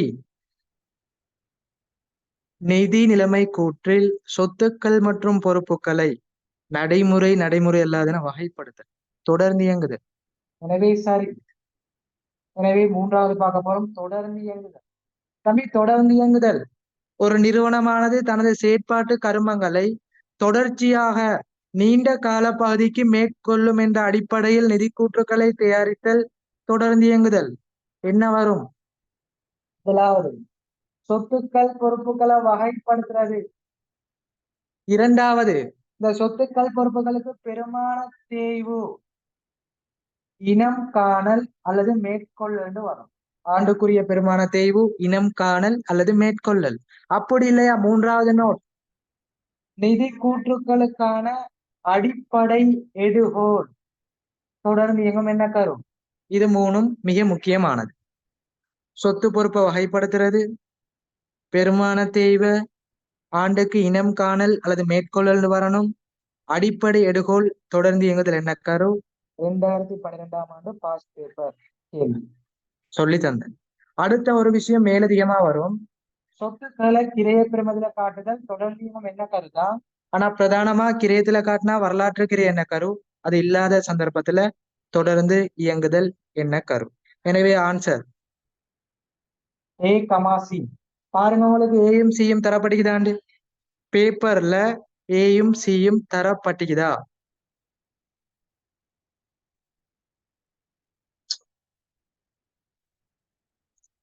AC தரப்படையில. அப்ப 2020ஆம் ஆண்டுல 8வது கேள்வி ஓல் ஆன்சர் கொடுத்தான், எல்லாருக்கும் புள்ளிகள் பெற்றுக்கொள்ளப்படும். ஓல் ஆன்சர் கொடுத்தாண்டா ஸ்கீம்ல ஆன்சர் தரையில, அவ்வளவுதான் விஷயம். ஸ்கீம்ல பாருங்க, ஓல் ஆன்சர் கொடுக்கப்பட்டிக்கு ஏயும் சியும் ஆன்சர், ஏயும் சியும் பேப்பர்ல இல்ல, அதனால ஓல் ஆன்சர் தந்துக்கிறான். எனவே நீங்க ஆன்சரை போட்டுக்கோங்க ஏசி. இப்ப 3 எண்ணக்கருக்கள் படிச்சுட்டோம், எப்படி ஆன்சர் கணிப்பீடு செய்ய பார்த்துட்டோம். எழுதிக்கோங்க. இது ஓல் ஆன்சர் கொடுக்கப்பட்டதுக்கான காரணம் பேப்பர்ல ஆன்சர் குறிப்பிடப்படாமல் இல்லை. ஓகே, அடுத்த கேள்வி ஒரு புதிய நோட்ஸோட உள்வாங்கப்பட்டு தரப்பட்டுச்சு, அதை பார்ப்போம்.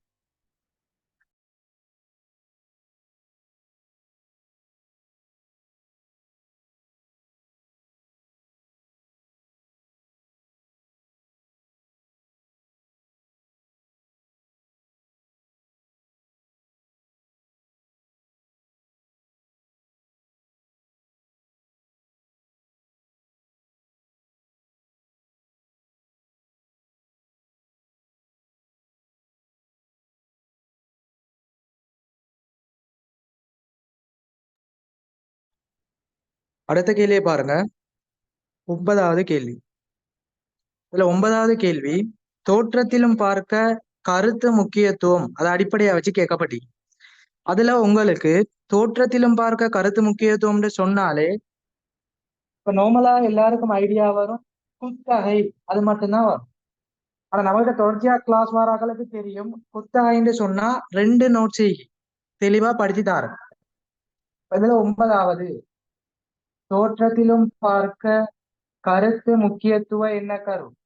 பொதுவா தோற்றத்திலும் பார்க்க கருத்து முக்கியத்துவம் என்ன கருண்டா, இப்ப எல்லாருக்கும் முதலாவது ஞாபகம் வரும் குத்தகை. அப்ப குத்தகைன்னு வந்தா தோற்றத்திலும் பார்க்க கருத்து முக்கியத்துவம் சரி. ஆனா நான் ஒரு விஷயம் சொல்லி தந்துகிறேன், உங்களுக்கு தோற்றத்திலும் பார்க்க கருத்து முக்கியத்துவம் குத்தகை வரும், அதோட சேர்த்து ஒரு நோட்ஸ் அதே வடிவில வந்தா போடணும்னு சொல்லிக்கிறேன். ஒரு ஆள் ஆன்சர் பண்ணுங்க, எப்படி வரணும் நோட்ஸ் குவிக்கா தொடர்ச்சியா வர யாராவது ஒரு ஆள் அன்மியூட் பண்ணிட்டு சொல்லுங்க. தோற்றத்திலும் பார்க்க கருத்து முக்கியத்துல குத்தகையும் வேற என்ன நோட்ஸ் வரணும்?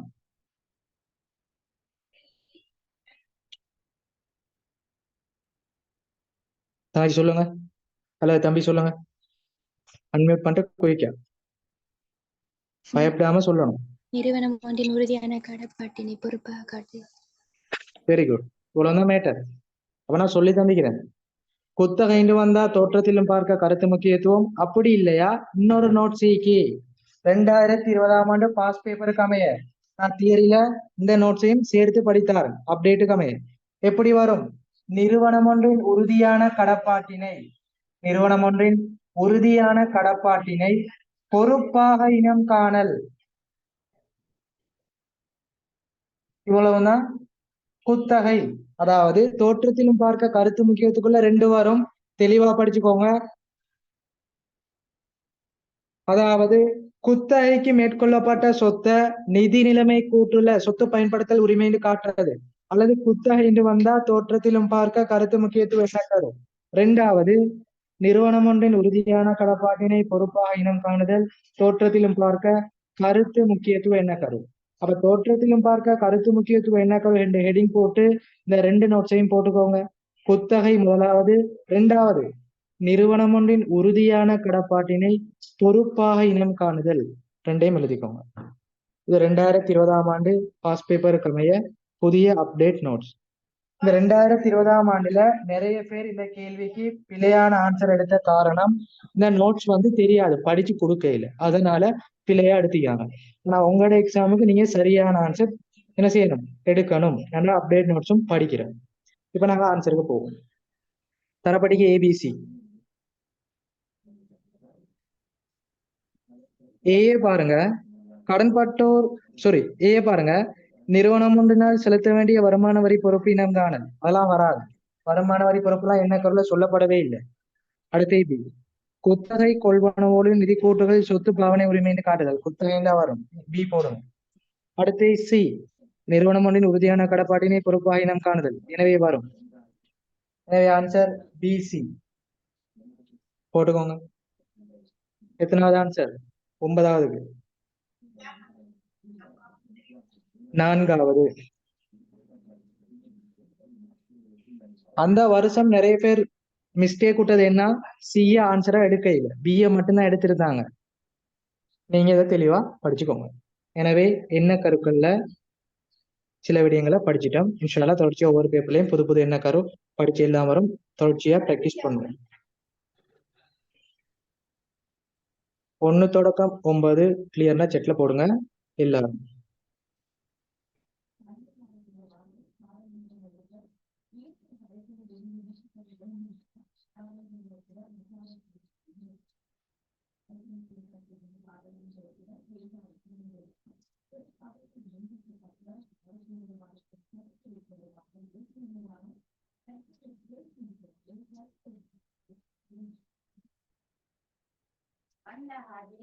ஓ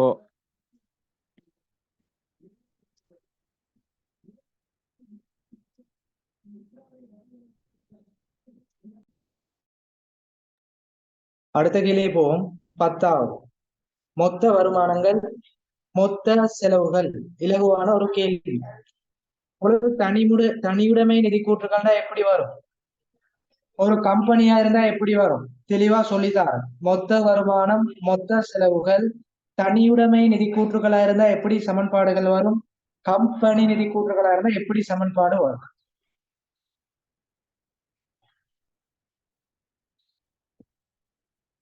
ரெண்டா பிரிச்சு முதலாவது சமன்பாடுகளை பார்த்துட்டு ஆன்சருக்கு போகும். பார்த்துக்கோங்க. முதலாவது தனியுடைமை நிதி கூற்றுக்கள்னா எப்படி வரும்? ரெண்டாவது கம்பெனில எப்படி வரும்? இதுல மொத்த வருமானம் மொத்த செலவுன்னு போட்டுக்கோங்க.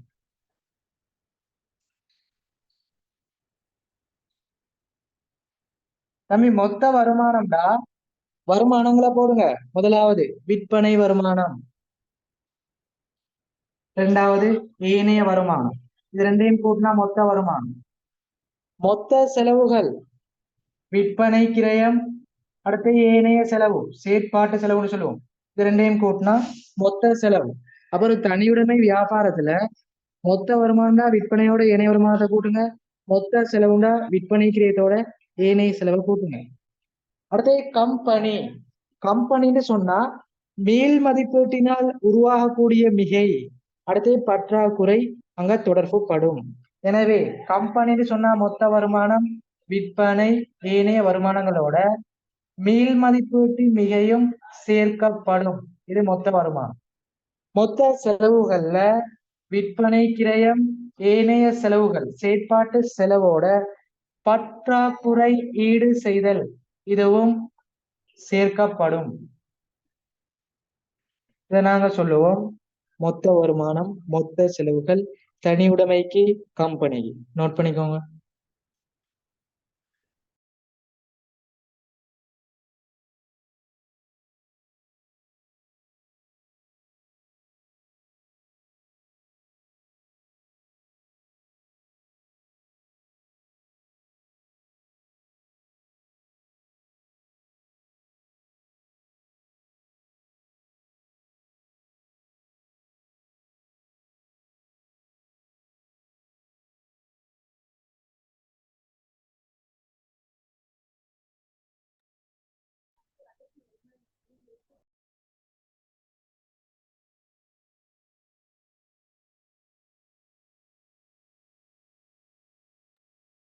ஓகே, இப்ப பேப்பருக்கு போவோம்.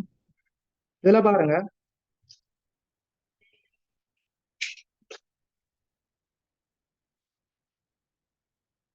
நாதன்ஸ் ட்ரேடர்ஸ் தமது செயற்பாடுகளை 1/4/2020 ஆரம்பித்துள்ளது.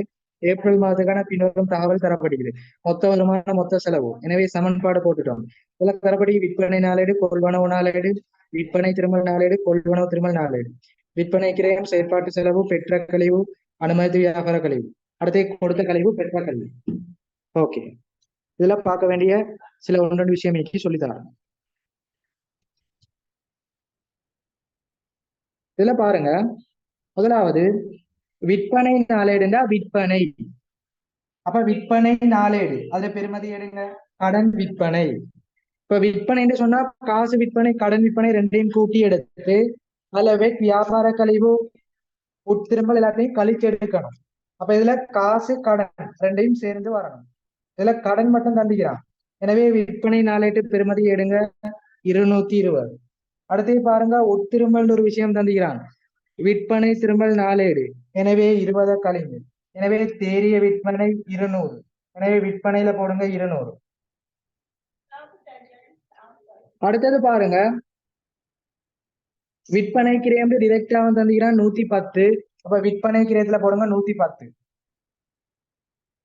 ஓகே, அடுத்தது ஏனைய வருமானங்கள் செலவுகள்ல போடணும்.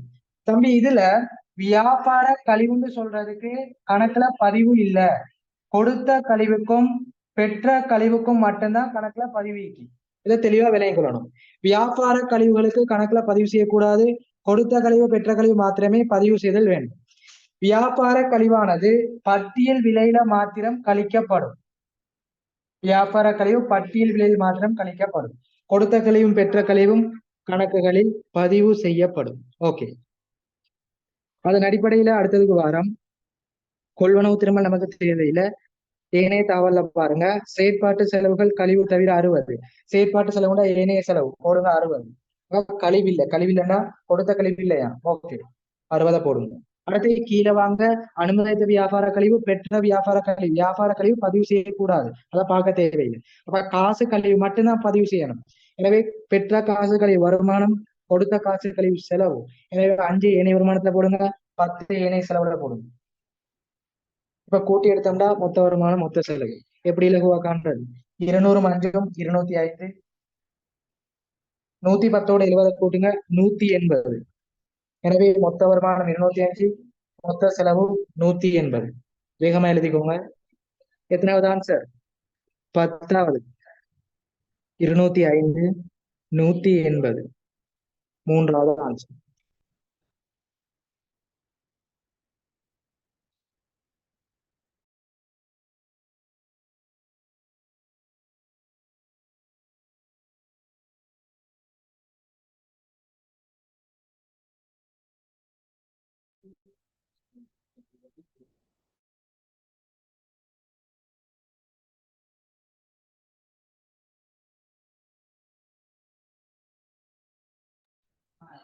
தம்பி, அடுத்த கேள்வி வந்து கொஞ்சம் ஹார்டா போடப்பட்டது. நிறைய விஷயம் சொல்லி தருவேன், அமைதியா பொறுமையை பாத்துக்கோங்க.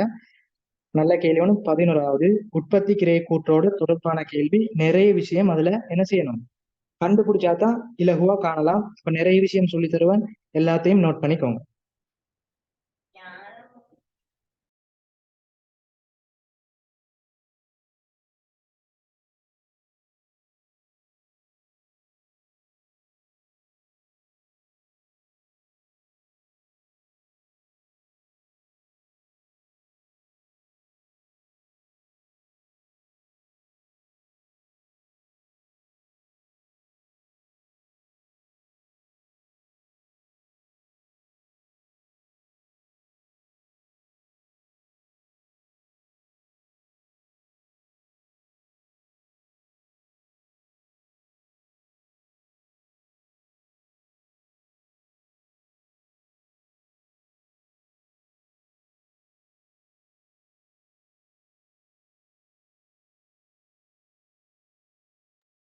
ஓகே, அடுத்த கேள்வி போவோம்.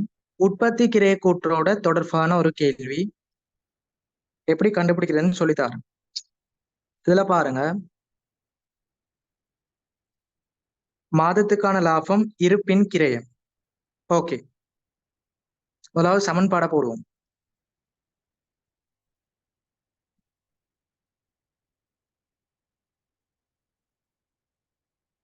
தம்பி, உற்பத்தி கிரை கூற்றுல மாதத்துக்கான லாபம்டா எப்படி கண்டுபிடிக்கிறது பாருங்க. இலாபம், இங்க லாபம்னு சொல்றது தேறிய லாபம் கேட்கப்படுது. அதை தெளிவா விளங்கிக் கொள்ளணும். தேறிய லாபம் கேட்கப்படுது. முதலாவது மொத்த லாபம், விற்பனையில இருந்து விற்பனை கிரயத்தை கழிச்சு வரும்போது மொத்த லாபம் வரும்.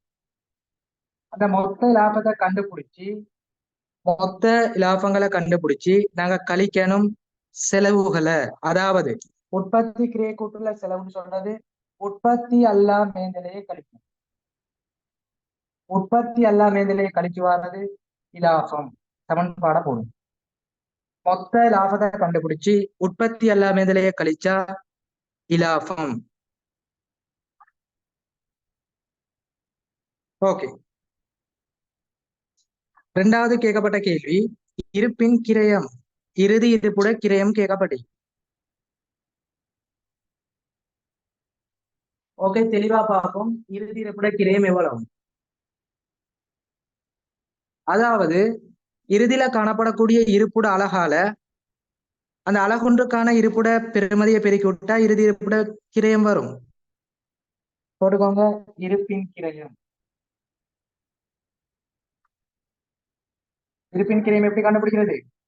இருப்புகள் எண்ணிக்கையோட அழகுக்கான இருப்பின் கிரயத்தை பெருக்கி விட்டா இருப்பின் கிரயம் டிரெக்டா வரும். இறுதியில காணப்படக்கூடிய இருப்புடைய எண்ணிக்கையிலிருந்து அலகுக்கான இருப்பின் கிரியத்தை அலகுக்கான இருப்பின் கிரியத்தை பிறகுனா பெருமதி வரும். அது சொல்லுவோம் இறுதி இருப்பின் பெருமதி. இப்ப நாங்க ஓர்டரா செய்வோம். முதலாவது தரவை பாருங்க, என்ன தரப்படி. மலரவன் என்பவர் முகக்கவசங்களை உற்பத்தி செய்வதற்கு 1/4/2020 வணிகம் ஒன்றை ஆரம்பித்தார். இவ்வணிகத்தில் 31/3/2021 முடிவடையும் வருடத்தில் 12,000 முகக்கவசங்கள் உற்பத்தி செய்ய எதிர்பார்க்கப்படுகிறது. வருடத்துக்கான பாதிட்ட உற்பத்தி மேந்தலை 3,60,000. பாதிட்ட உற்பத்தி மேந்தலை. ஓகே. அப்புறம் கீழ வாரம் பின்வரும் உண்மையான கிரயங்கள் 2020 ஏப்ரல் மாதத்தில் ஏற்பட்டுள்ளன. துணிக்கான கிரயம் 60 அலகொன்றுக்கு. நேர் செய்முறை கிரயம் 20 அலகொன்றுக்கு. உற்பத்தி மேந்தலை கிரயம் 30,000. உற்பத்தி அல்லா மேந்தலை 20,000. அப்ப இதுல டிரெக்டா உற்பத்தி அல்லா மேந்தலை தரப்பட்டிக்கலாம். அதை அப்படி கொண்டு போயிட்டு போடுங்க 20,000. ஓகே. அடுத்தது கீழே பாருங்க. ஏப்ரல் மாதத்தில் 1000 அலகுகள் உற்பத்தி செய்யப்பட்டுள்ளன. 800 அலகுகள் விற்பனை செய்யப்பட்டன. அலகொன்றுக்கான 150 படி விற்பனை செய்யப்பட்டுள்ளன்னு சொல்லப்படி. இதுல பாருங்க 1000 தம்பி உற்பத்தியா, அதுல விற்பனை செய்யப்பட்டது 800. அப்ப 200 சொல்லுவோம் இறுதி இருப்பு. தெளிவா படிச்சுக்கிறோம். மொத்த உற்பத்தியிலிருந்து விற்பனை போனா இறுதியாக உள்ள இருப்பு. எனவே 1000 இருந்து 800 போனா 200 இறுதி இருப்புடைய எண்ணிக்கை. அப்ப எண்ணிக்கையில போடுங்க 200. எப்படி ஓடரா கண்டுபிடிக்கன்னு பாருங்க. உற்பத்தி 1000, விநியோகம் 800, அது விற்பனை 800, இறுதியில வரை 200. இப்ப நாங்க என்ன செய்யணும்டா, மொத்த லாபத்தை கண்டுபிடிக்கணும். மொத்த லாபம் எப்படி கண்டுபிடிக்கிறேன்டா, விற்பனையில இருந்து விற்பனை கிரயத்தை கண்டுபிடிக்கணும். இப்ப விற்பனை விலை எப்படி கண்டுபிடிக்கிறது? அதுல தரப்பட்டிக்கு விற்பனை விலை, விற்பனை செய்யப்பட்ட எண்ணிக்கை தரப்பட்டிக்கு பெருக்குனா விற்பனை விலை வரும். தம்பி விற்பனை விலை பாருங்க 150, விற்பனை செய்யப்பட்ட அலகுகள் பாருங்க 800. எனவே விற்பனையிலிருந்து விற்பனை அலக பெருக்குனா டிரெக்டா என்ன வரும்? விற்பனை வருமானம் வரும், மொத்தம் வரும். இதுல நமக்கு கேட்கப்பட்ட கேள்விய பாருங்க, மொத்தமா அலகாண்டு மாதத்துக்கான லாபம் மற்றும் முடிவு பொருள் இருப்பின் கிரயம் கேட்கப்படி. அப்ப இதுல எல்லாம் தரப்பட்டிக்கு அலகுக்கு தரப்படி. இப்ப நாங்க என்ன செய்யணும், அலகுக்கு தரவுகளை கண்டுபிடிச்சு அதை நாங்க என்ன செய்யணும்டா மொத்தத்துக்கு கணிப்பீடு செய்யணும். அலகுக்கு கண்டுபிடிச்சு மொத்தத்துக்கு கணிப்பீடு செய்யணும். அப்ப இதுல பாருங்க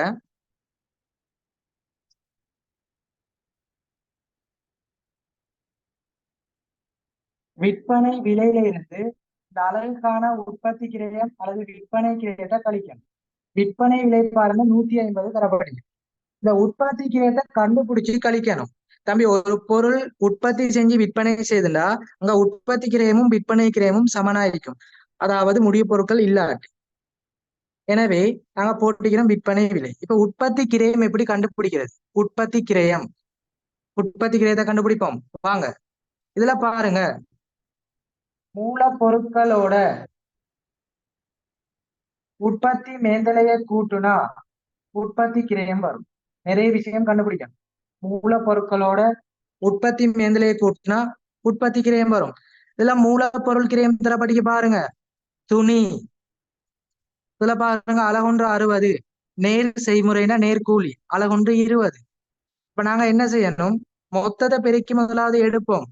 அதுல பாருங்க 60, நம்மட மொத்த உற்பத்தியை பாருங்க 1000. எனவே 60 தர 1000. முதலாவது துணி மூலப்பொருள் கிரயம் 60 தர 1000. எனவே போடுங்க 60,000.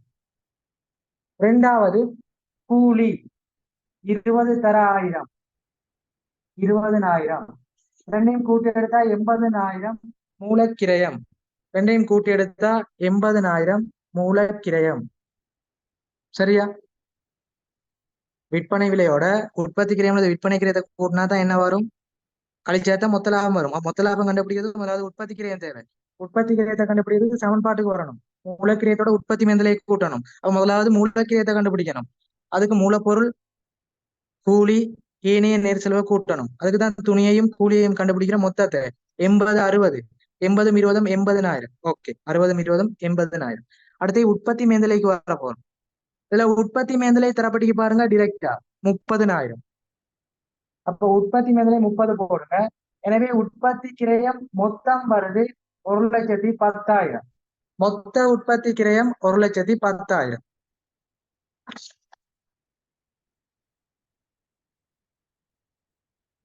உற்பத்தி கிரயம் 1,10,000. நமக்கு என்ன தேவை? அலகுக்கு கண்டுபிடிச்சு மொத்தம் எடுக்க சொன்னேன். சரியா? எனவே உற்பத்தி கிரயம் தேவை 1,10,000. அப்ப அலகுக்கு கண்டுபிடிக்கிறேன்டா 1,10,000 1000ஆல பிரிச்சு விடுங்க. அலகுக்கான உற்பத்தி கிரயம் வரும் 1,10,000. அப்ப 110. விற்பனை விலை 150. உற்பத்தி கிரயம் அலகுக்கு 110 கழிச்சீங்கன்னா 40. மொத்த இலாபம் அலகுக்கு. மொத்த இலாபம் அலகுக்கு. அலகுக்கான உற்பத்தி கிரயம் 110. ஓகே. மொத்த லாபம் அலகுக்கு தான் எவ்வளோ? 40. நமக்கு முழுமையா தேவை. முழுமையா தேவைன்னா எப்படி கண்டுபிடிக்கிறது? அந்த அலகுக்குரிய மொத்த லாபத்தை விநியோக எண்ணிக்கையால பெருக்கி விடுங்க. இங்க வாங்க, அலகுக்கு தான் 40. அப்ப 40 தர எவ்வளவு விற்கிறோம்? 800. 40 தர 800 போட்டா அந்த மொத்த லாபம் முழுமையா வரும்.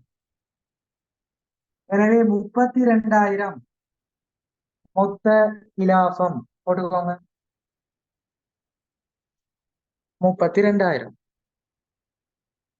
அப்ப 32,000 மொத்த லாபம் கண்டுபிடிச்சிட்டோம். எப்படி கண்டுபிடிக்கிறோம் தம்பி? மூலப்பொருள் வருது 80,000, உற்பத்தி முதலே 30,000, ரெண்டையும் கூட்டினா 1,10,000. 1000ஆல பிரிச்சா அலகுக்கு உற்பத்தி கிரயம் 110, விற்பனை விலை 150, கழிச்சாட்டி இறைச்சா 40 மொத்த லாபம். இது அலகுக்கு. மொத்தத்துக்குண்டா 800 தர 40, 32,000 போடும். உற்பத்தி எல்லாமே இதில் ஏற்கனவே போட்டுட்டோம். கழிச்சம்டா 12,000 ஆண்டுக்குரிய லாபம். இப்படித்தான் இலகுவா காண்றது. ஆண்டுக்குரிய லாபம் 12,000. 32,000த்துல 20,000 போனா 12,000. தெளிவா சொல்லி தந்துட்டேன். எனவே முதலாவது ஆன்சர் 12,000. இப்ப நாங்க வாரம் இருப்பின் கிரயம். இருப்பின் கிரயம் சமன்பாடு போட்டோம். இருப்புடைய எண்ணிக்கையே அலகுன்றுக்கான கிரயத்தால பெருக்கணும். இருப்பின் கிரயம் 200. அலகுன்றுக்கான கிரயம் பாருங்க, அலகுன்றுக்கான உற்பத்தி கிரயம் 110. எனவே 200 தர 110. எனவே பெருக்கி எடுங்க. இறுதி இருப்பின் கிரயம் 22,000. எனவே 12,000 22,000 ஆன்சர். லாஸ்டா சொல்லிக்கொள்றேன். கேட்கப்பட்ட கேள்வி லாபம் இருப்பின் கிரயம். லாபம்னு சொன்னா மொத்த லாபத்தில இருந்து உற்பத்தி எல்லாம் எந்திலே கழிக்கணும்.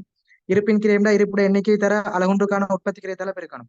எனவே மொத்தம் 1000க்கு 800 போனா இருப்புடைய எண்ணிக்கை 200 மேல போடுங்க. அடுத்தது வாரம் மொத்த லாபம் கண்டுபிடிக்கணும். மொத்த லாபம் கண்டுபிடிக்கிறதுக்கு விற்பனையிலிருந்து விற்பனை கிரயத்தை கழிக்கணும்.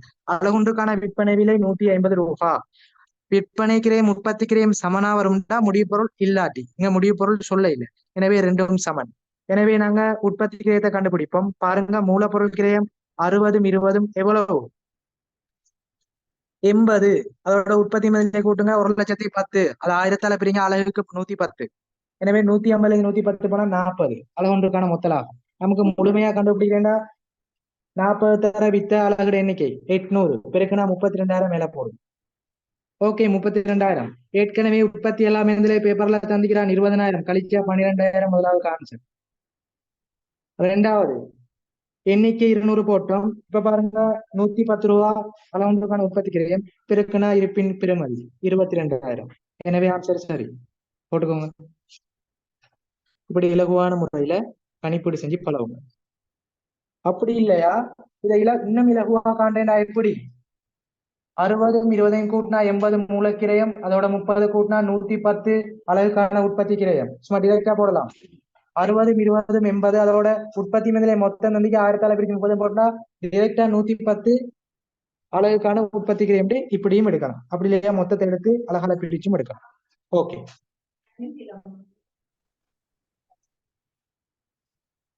குயிக்கா எழுதிட்டு ஆன்சர் எத்தனை போடுங்க, கிளியரா போடுங்க. அடுத்த கேள்வி போடுங்க. இப்படி கேள்விகள் வந்தா இந்த மெத்தட்லாம் செய்யணும். பார்க்க லேசியா இருக்கும், ஆனா நிறைய விஷயம் கணிப்பீடு மேற்கொள்ளணும். பெரிய பந்தி தருவா நான் இலகுவா செய்யற மாதிரி, சின்ன ஒரு பந்தி தந்தா நிறைய செய்யற மாதிரி வரும். கஷ்டம்னு சொல்றது நிறைய கணிப்பீடு மேற்கொள்றது தவிர மற்றபடி கஷ்டம் இல்லை.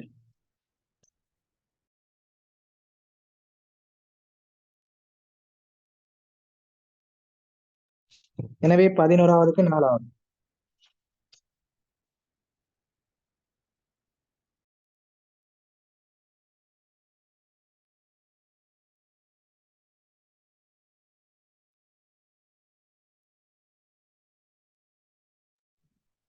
மேலதிகமான விஷயம் ஒன்று சொல்றேன், நோட் பண்ணிக்கோங்க.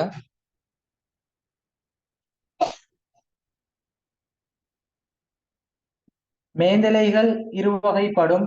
உற்பத்தி மேந்தலை, உற்பத்தி அல்லா மேந்தலை. உற்பத்தி மேந்தலை உற்பத்தி கிரைய கூற்றுல பதிவு செய்யப்படும். உற்பத்தி அல்லா மேந்தலை வருமான கூற்றில் பதிவு செய்யப்படும். இது மேலதிக தகவல். எனவே உற்பத்தி அல்லா மேந்தலை வருமானம் கண்டுபிடிக்க கழிக்கணும். உற்பத்தி மேந்தலை உற்பத்தி அல்லா மேந்தலை, உற்பத்தி மேந்தலை உற்பத்தி கிரைய கூற்றிலும் உற்பத்தி அல்லா மேந்தலை வருமான கூற்றிலும் பதிவு செய்யப்படும்.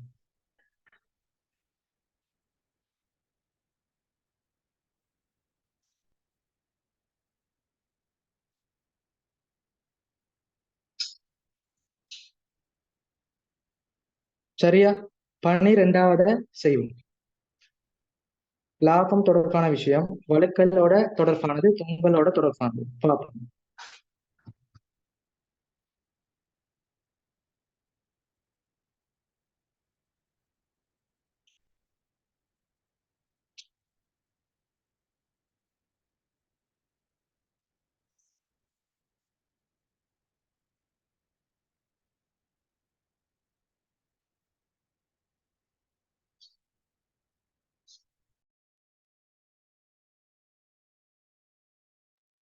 அடுத்தது பாருங்க, 12வது என்ன கேட்கப்பட்டீங்க? மேற்படி வழக்கலை திருத்திய பின்னர் முடிவடைந்த வருடத்துக்கான சரியான லாபம். ஓகே, அப்ப லாபம் சீராக்கம் கூற்று வச்சு செய்யறது. எனவே அடிச்சுக்கோங்க, திருத்திய லாபம் கேட்கறது எப்பயும் லாபம் சீராக்க கூற்றின் அடிப்படையில செய்யப்படும். எனவே லாபம் சீராக்கம் கூற்று போடுவோங்க.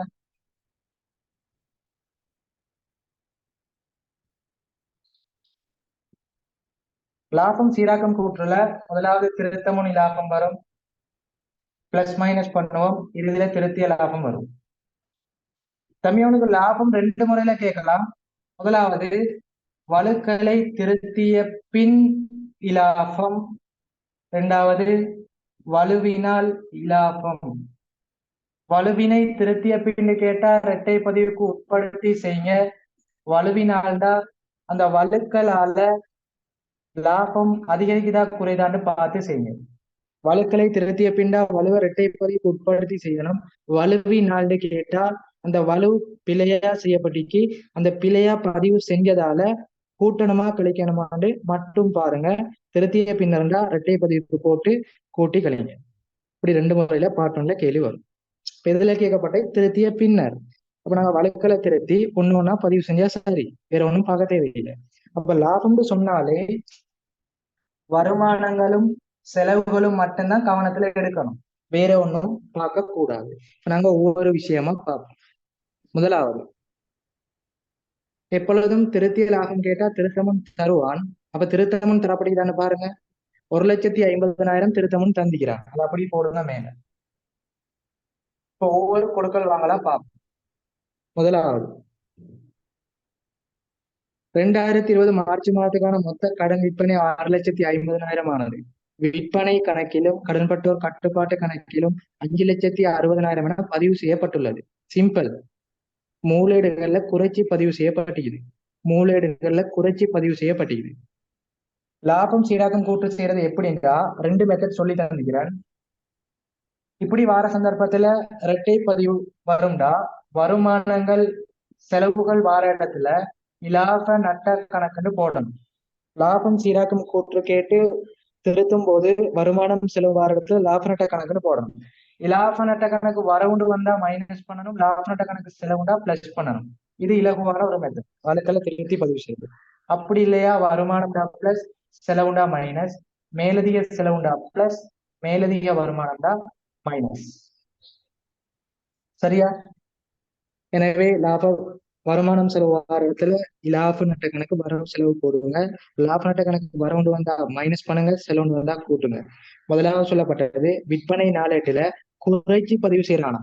தம்பி 6,50,000 பதிவு செய்யறதுக்கு அவன் 6,50,000 பதிவு செய்யறதுக்கு அவன் பதிவு செய்யப்பட்ட தொகை பாருங்க 5,60,000 பதிவு செய்யறானா. எனவே எவ்வளவு குறைச்சி பதிவு செய்யப்பட்டுச்சு? 90,000. மூலேடுகள்ல குறைச்சி பதிவு செய்யப்பட்டா நமக்கு தொங்கல் வராது, எவ்வளவால குறையுதோ அதுக்கு சரியான இரட்டை பதிவு வைக்கணும். எனவே கடன்பட்டோர் கட்டுப்பாட்டு கணக்கு வரவு விற்பனை கணக்கு செலவு 90,000 90,000. விற்பனைடா வருமானம், எனவே லாப நட்ட கணக்கு செலவு 90,000. தம்பி விற்பனைடா வருமானம், எனவே கூட்டுங்க 90. அப்படி இல்லையா லாப நட்ட கணக்கு செலவா, கூட்டுங்க 90.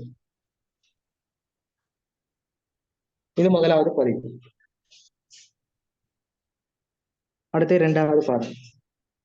வியாபார கடன்பட்டோருக்கு அனுமதித்த கழிவு 20,000 ஆனது கடன்பட்டோர் கட்டுப்பாட்டு கணக்கில் மாத்திரம் பதிவு செய்யப்பட்டது. சும்மா சிம்பிள். 2 பதிவுல ஒண்ணு பதிவு செய்யப்படலையா, ஒண்ணு பதிவு செய்யப்பட்டிருக்குதா? பதிவு செய்யப்பட்டதுக்கு தொங்கல் போடணும், பதிவு செய்யப்படாததுக்கு பதிவு செய்யணும். 2 கணக்குல ஒண்ணு பதிவு செய்யப்பட்டியா, இன்னொன்னு பதிவு செய்யப்பட்ட இல்லையா? பதிவு செய்யப்பட்டதுக்கு தொங்கல், பதிவு செய்யப்படாததுக்கு என்ன செய்யணும்? பதிவு செய்யணும். எனவே கொடுத்த கழிவு இரட்டை பதிவு எப்படி? கொடுத்த கழிவு கணக்கு வரவு கடன்பட்டோர் கட்டுப்பாட்டு கணக்கு செலவு. அவன் சொல்லிக்கிறான் கொடுத்த கழிவு கணக்குல என்ன செய்யப்பட்டீங்கதா, கடன்பட்டோர் கட்டுப்பாட்டு கணக்குல பதிவா. எனவே கடன்பட்டோர்ல செலவு வச்சிட்டான். எனவே நாங்க என்ன செய்யணும்? பதிவு செஞ்சதுக்கு தொங்கல். எனவே தொங்கல் கணக்கு செலவு. பதிவு செய்யப்படாது, பதிவு செய்யுங்க. எனவே கொடுத்த கழிவு வரவு. கொடுத்த கழிவு செலவீனம், எனவே லாப நட்ட கணக்கு வரவு. தம்பி 2ல 1 பதிவு செய்யப்பட்டு பதிவு செஞ்சா தொங்கல், பதிவு செய்யலையா பதிவு செய்யுங்க. எனவே கொடுத்த கழிவு வரவு கடன்பட்டோர் செலவு, கடன்பட்டோர் செலவு பதிவு செஞ்சுட்டா, எனவே தொங்கல் கணக்கு செலவு. கொடுத்த கழிவு பதிவு செய்யலை, எனவே கொடுத்த கழிவு வரவு. அது ஒரு செலவீனம், எனவே லாப நட்ட கணக்கு வரவு. பெருமதி பாருங்க, தரப்பட்டிருக்குது கொடுத்த கழிவு 20,000. எனவே கொடுத்த கழிவுனா செலவு, செலவுனா டிரெக்டா மைனஸ் பண்ணுங்க 20. அப்படி இல்லையா லாப நட்ட கணக்கு வரவு வந்து மைனஸ் பண்ணுங்க கொடுத்த கழிவு.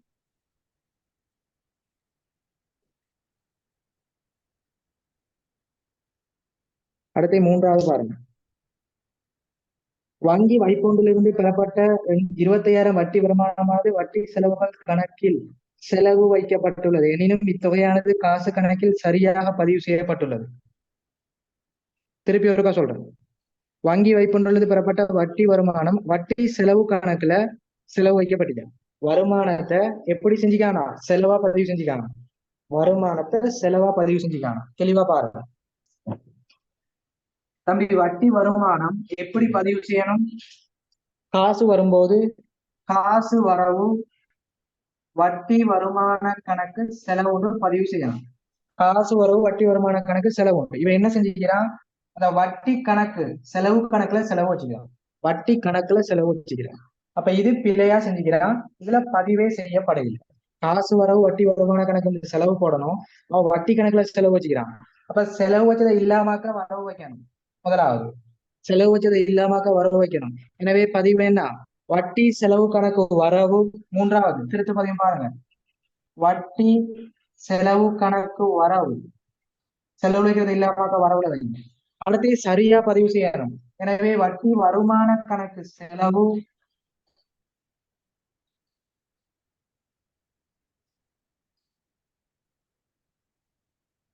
வட்டி செலவு கணக்கு வரவு வட்டி வருமான கணக்கு செலவு.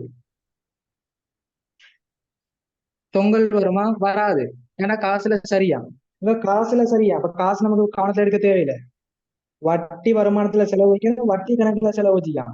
எனவே இல்லாமக்க வட்டி செலவு கணக்கு வரவு வட்டி வருமான கணக்கு வரவு 25,000 25,000. தம்பி வட்டி செலவுண்டால் செலவு, வட்டி வருமானம்டா வருமானம். எனவே இலாப நட்ட கணக்குன்னு வரவு செலவுண்டு வரும். இலாப நட்ட கணக்குன்னு வரவு செலவு வரும். அப்ப என்ன செய்யப்படும்? மேல வட்டி வருமானம் கூட்டுவோம், கீழே வட்டி செலவுண்டு கழிப்போம். தம்பி வட்டி செலவு லாப நட்ட கணக்கு வரவு, லாப நட்ட கணக்கு செலவு. லாப நட்ட கணக்கு வரவுண்டா கழிப்போம், செலவுண்டா கூட்டுவோம். ஒரே பிரமதியை கூட்டி கழிச்சா என்ன நடக்கும்? தாக்கம் 0. ஒரே பிரமதியை கூட்டி கழிச்சா தாக்கம் 0. எனவே பதிவு செய்ய தேவையில்லை. சரியா? பதிவு செஞ்சு பிரயோசனம் இல்ல. பார்ட் 2 பதிவு செய்யுங்க, பார்ட் 2 பதிவு செய்ய தேவையில்லை. ஏன்டா ரெண்டும் வருமானம் செலவு கூட்டி கழிக்கப்படுது. எனவே தாக்கம் 0 தானே. மேல போட்டாலும் ஒரு தாக்கம் இல்லை. எனவே பார்ட் 1 பதிவு தேவையில்லை. பார்ட் 2 தான் கட்டாயம் பதிவு செய்யணும். எனவே 3வது பதிவு இல்லை. ஏனைய விடயங்களை விளங்கிக்கோங்க, எழுதிக்கோங்க. அடுத்த இறுதி இவ்வருடத்துக்கான மோட்டார் வாகனங்களில் பெருமான தேய்வு 30,000 இன்னமும் ஏற்பாடு செய்யப்படவில்லை. பெருமான தேய்வு ஏற்பாடு செய்யலா செய்யுங்க தம்பி. பெருமான தேய்வு இரட்டை பதிவு. பெருமான தேய்வு கணக்கு வரவு, திரண்ட பெருமான தேய்வு கணக்கு செலவு. பெருமான தேய்வுட செலவீனம், எனவே லாப நட்ட கணக்கு வரவு. பெருமான தேய்வு கணக்கு வரவு, திரண்ட பெருமான தேய்வு கணக்கு செலவு.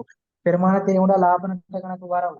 எனவே ஆன்சர் 30,000 பெருமான தேய்வு வரவு, திரண்ட பெருமான தேய்வு செலவு. லாப நட்ட கணக்கு வரவுண்டா கழிங்க பெருமான தேய்வு செலவு, எனவே கழிங்க. எனவே மைனஸ் பண்ணுங்க 30 பெருமான தேய்வு. இப்ப கூட்டி எடுத்தோம்னா ஆன்சர் வரும். மேல 1,50,000 90 கூட்டி 50 கழிங்க. எனவே ஆன்சர் 1,90,000.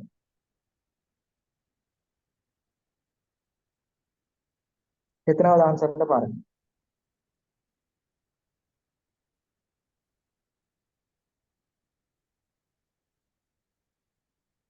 இப்ப தெளிவா 4 பதிவுகளுக்குமான விளக்கங்கள், எப்படி நாங்க லாபம் சீராக கூற்று செய்யறது எல்லாம் ஓகே.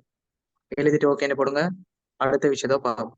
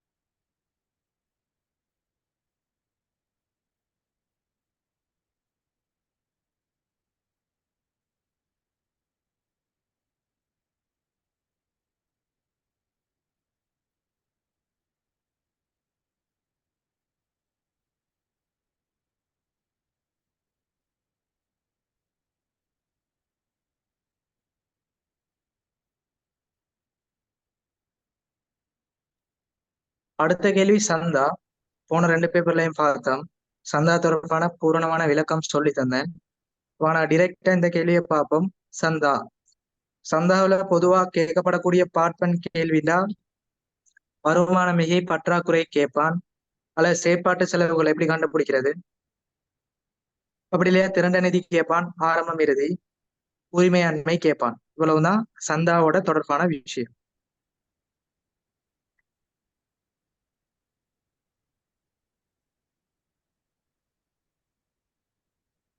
பதிமூணாவது கேள்வியை பாருங்க. இலகுவான ஒரு கேள்வி. மேற்படி உருப்படிகளின் காரணமாக விளையாட்டு கழகத்தின் திரண்ட நிதியில் ஏற்படும் அதிகரிப்பு. திரண்ட நிதியில் ஏற்படக்கூடிய அதிகரிப்புன்னு கேட்டியா? திரண்ட நிதியில் ஏற்படக்கூடிய அதிகரிப்புண்டா முதலாவது என்ன? தெளிவா சொல்லித்தாங்க. திருப்பி பாப்போம். வருமான மிகைன்னு போட்டுக்கணும். வருமான மிகை எப்படி கண்டுபிடிக்கிறீங்கன்னா, நார்மலா வருமானத்துல இருந்து செலவுகளை கழிச்சா வருமான மிகை, பிளஸ்ல வந்தா மிகை, மைனஸ்ல வந்தா பற்றாக்குறை. அப்படி இல்லையா இறுதி திரண்ட நிதியில இருந்து ஆரம்ப திரண்ட நிதியை கழிக்க வந்தா வருமான மிகை அல்லது பற்றாக்குறை வரும். திரண்ட நிதி கழிச்சு வரும்போது பிளஸ்ல வந்தா மிகை, மைனஸ்ல வந்தா பற்றாக்குறை. அப்ப திரண்ட நிதியில் ஏற்படக்கூடிய அதிகரிப்பு மிகை, திரண்ட நிதியில் ஏற்படும் குறைவு பற்றாக்குறை. அப்ப இங்க கேட்கப்பட்ட கேள்வி மறைமுகமா திரண்ட நிதியில் ஏற்படக்கூடிய அதிகரிப்புண்டா மிகைய கேட்டுக்கிறான். சிம்பிள். அப்ப கேட்கப்பட்ட கேள்வி என்ன? வருமான மிகை. இப்ப வருமான மிகை எப்படி காணலாம்? 2 மெத்தட். ஒண்ணு வருமானங்கள் இருந்து செலவுகளை கழிக்கலாம், அப்படி இல்லையா இறுதி திறனில இருந்து ஆரம்ப திறன் நிதியை கழிக்கலாம். இந்த திறன் நிதினு சொல்றது லாப நோக்கமற்ற நிறுவனத்தின் உரிமைன்னு சொல்லுவோம். அதாவது சொத்துல இருந்து பொறுப்புகளை கழிச்சு வரோம். ஓகே, இப்ப நாங்க வருமான மிகை கண்டுபிடிப்போம். இப்ப இதுல பார்ப்போம் தரப்பட்ட தரவு. இவ்வருடத்துக்கான இனங்காணப்பட்ட சந்தா வருமானம் மொத்தம் தரப்படி, இவ்வருடத்தில் பதிவளிக்கப்பட்ட சந்தா தரப்படி, விளையாட்டு உபகரண கொள்வனவு செய்வதா பெறப்பட்ட நன்கொடை 5 லட்சம், இவற்றுள் 1 லட்சமானது 31/3/2020 விளையாட்டு உபகரணங்களை கொள்வனவு செய்வதற்கு பயன்படுத்தப்பட்டுள்ளது. பயன்படுத்தப்பட்ட சந்தா தரப்படி இவ்வருடத்தில் விளையாட்டு மைதான வாடகையின் மீதி தொகை பெறப்பட்டது. இது தொடர்பில் 1,50,000 முற்பணமாக பெறப்பட்டது. ஓகே, அப்ப இதுல வருமானம் செலவு மட்டும்தான் இனம் காணலாம். சொத்துக்களோ பொறுப்புகளோ ஆரம்பமோ இறுதியோ தரையில. எனவே வருமானம் இங்க எந்த மெத்தட்ல காணலாம்னா வருமானம் செலவுன்னு போட்டு கழிச்சு தான் காணலாம்.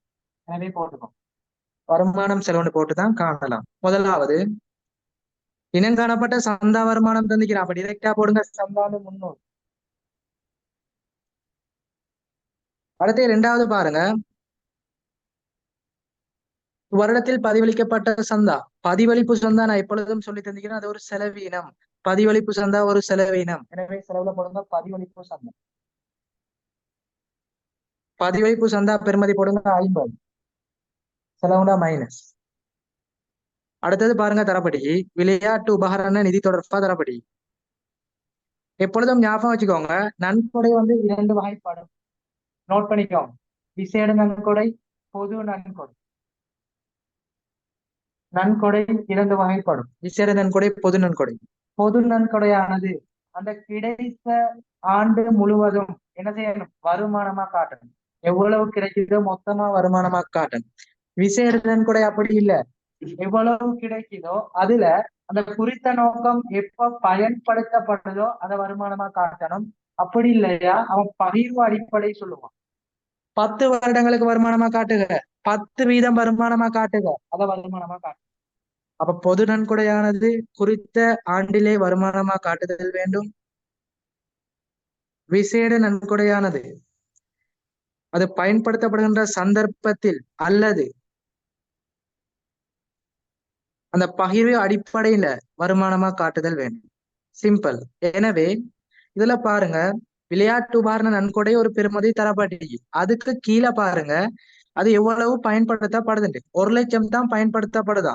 அப்ப 1,00,000 பயன்படுத்தப்பட்டாமா 1,00,000 தான் வருமானமா காட்டணும். பேலன்ஸை நாங்க உரிமைக்கு கீழே திரண்ட நிதி கீழே போடணும். அப்ப 1,00,000 விசேட நன்கொடைன்னு வருமானத்துல போடுங்க. நன்கொடை 1,00,000.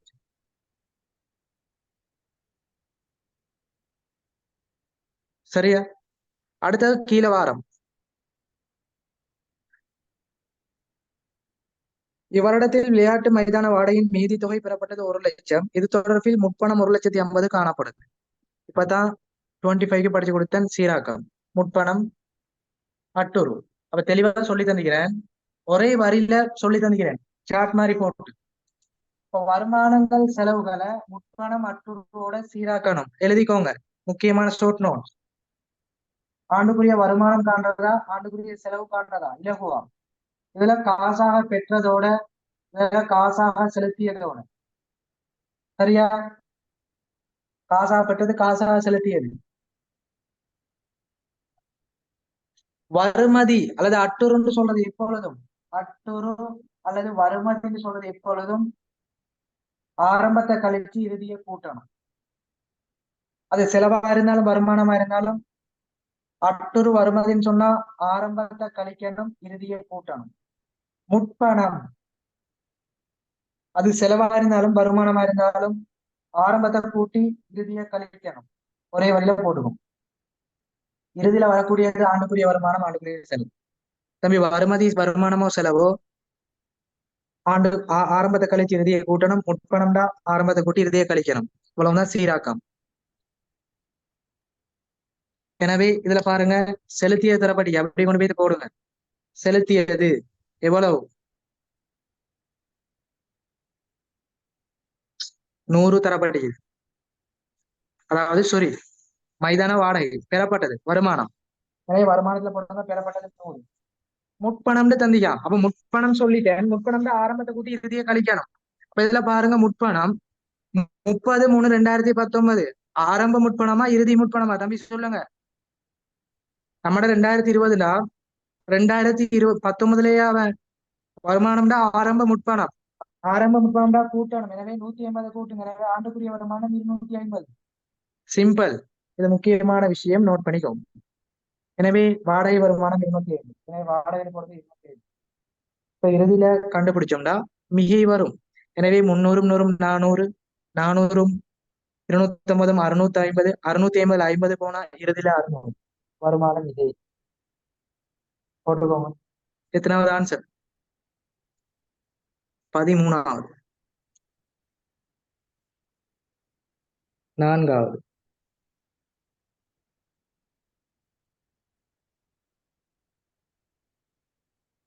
குயிக் எழுதிக்கோங்க. அடுத்தது பங்குடைமை கேள்வி, நோட்ஸ் கேள்வி போகும். ரோஹித் காலேஜ் பேப்பர்ல சொல்லி தந்த நோட்ஸ் கேள்வி எதுல இருந்தெல்லாம் கேட்பாங்க, அதன் அடிப்படையில பார்ப்போம். தம்பி, வருமானம்னு சொல்றது அட்டூரும் உட்பன்னங்களை சீராக்கி செய்யறது. இந்த சார்ட்டை பாருங்க இலகுவான முறையில். வருமானம் செலவு காண்றதால காசா பெற்றது, காசா செலுத்தியது, அதோட முற்பணம் அட்டுரு சீராக்கணும். தம்பி, அட்டுரு அல்லது வருமதி அது வருமானமோ செலவோ ஆரம்பத்தை கழிச்சு இறுதியை கூட்டணும். முற்பணம் வருமானமோ செலவோ ஆரம்பத்தை கூட்டி இறுதியை கழிக்கணும். அப்ப காசா பெற்றது 100, ஆரம்பம் முற்பணம் 150, கூட்டுனா 250. நிறைய கணக்கெல்லாம் போட்டு டைம் வேஸ்ட் பண்ணக்கூடாது. எனவே 250 மேல போடுங்க. இதோட உங்களுக்கு வருமானமையை கண்டுபிடிக்கிறது முடிச்சு அடுத்து பங்குடைமைக்கு போகும். பங்குடைமை நோட்ஸ் கேள்வி. பங்குடைமையிட விளக்கம், பங்குடைமையிட பண்பு, பங்குடைமை நிபந்தனை, ஒப்பந்தத்தில் வரக்கூடியது 24ஆம் பிரிவு, 42ஆம் பிரிவு. அதுல வரக்கூடியதை மட்டும் வச்சுதான் என்ன செய்யப்படும். என்னத்துக்கு நன்கொடை மிகுதி சேர்க்கணும் தம்பி? நன்கொடை மிகுதியை கொண்டு போயிட்டு திறன் நிதியில போடுங்க. தெளிவா தானே சொல்லி தந்தேன், ஏற்கனவே எல்லா பேப்பர் கிளாஸ்லயும் சொல்லித்தாரன். நன்கொடை விசேட நன்கொடையானது பயன்படுத்தப்பட்டதை வருமானமா காட்டுங்க. மிகுதிய திறநிதி கீழே போடுங்க, உரிமையில. சரியா? மிகுதியை கொண்டு போய் உரிமையில போடணும், அதெல்லாம் சேர்க்க கூடாது. பொது நன்கொடையானது கிடைத்த ஆண்டிலேயே வருமானமா காட்டுதல் வேண்டும். விசேட நன்கொடையானது அது பயன்படுத்தப்பட்டது அல்லது இவ்வளவு வருமானமா காட்டுங்கன்னா அதை மட்டும் வருமானமா காட்டுங்க. பேலன்ஸை கொண்டு போய் திறநிதி கீழே போடுங்க. எனவே பேலன்ஸ் வராது. எனவே ஆன்சர் 6 லட்சம். அடுத்து பங்குடைமை. டிரெக்டா ஆன்சருக்கு போவோம். 14வது. ஏபிசிடின்னு போடுங்க, சரியா பிள்ளையான பங்கு.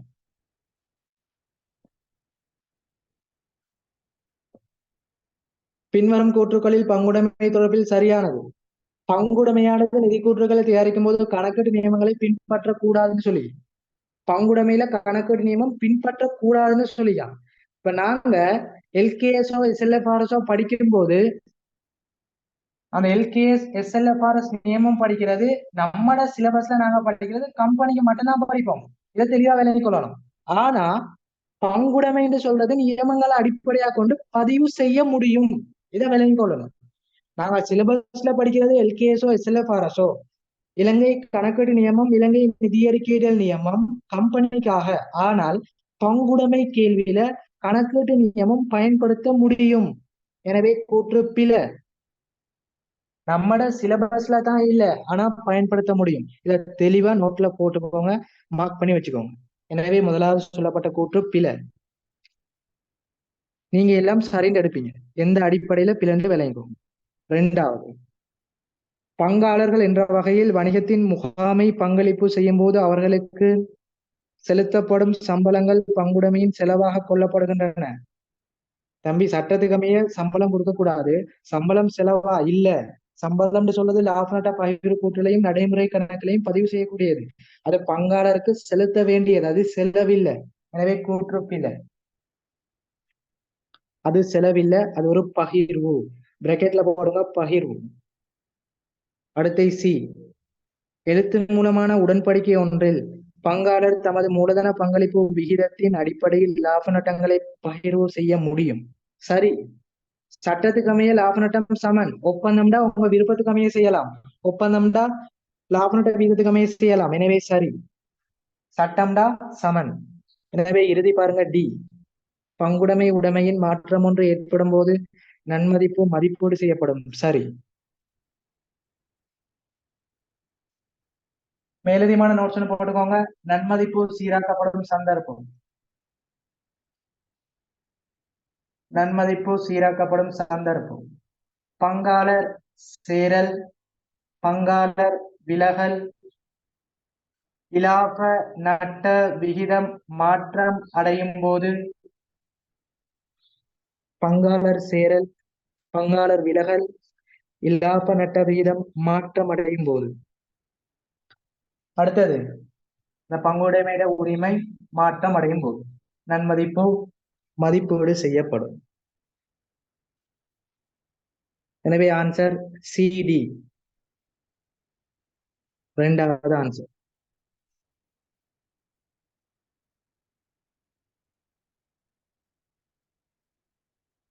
இதோட 1 தொடக்கம் 14 பூரணமா முடியுது.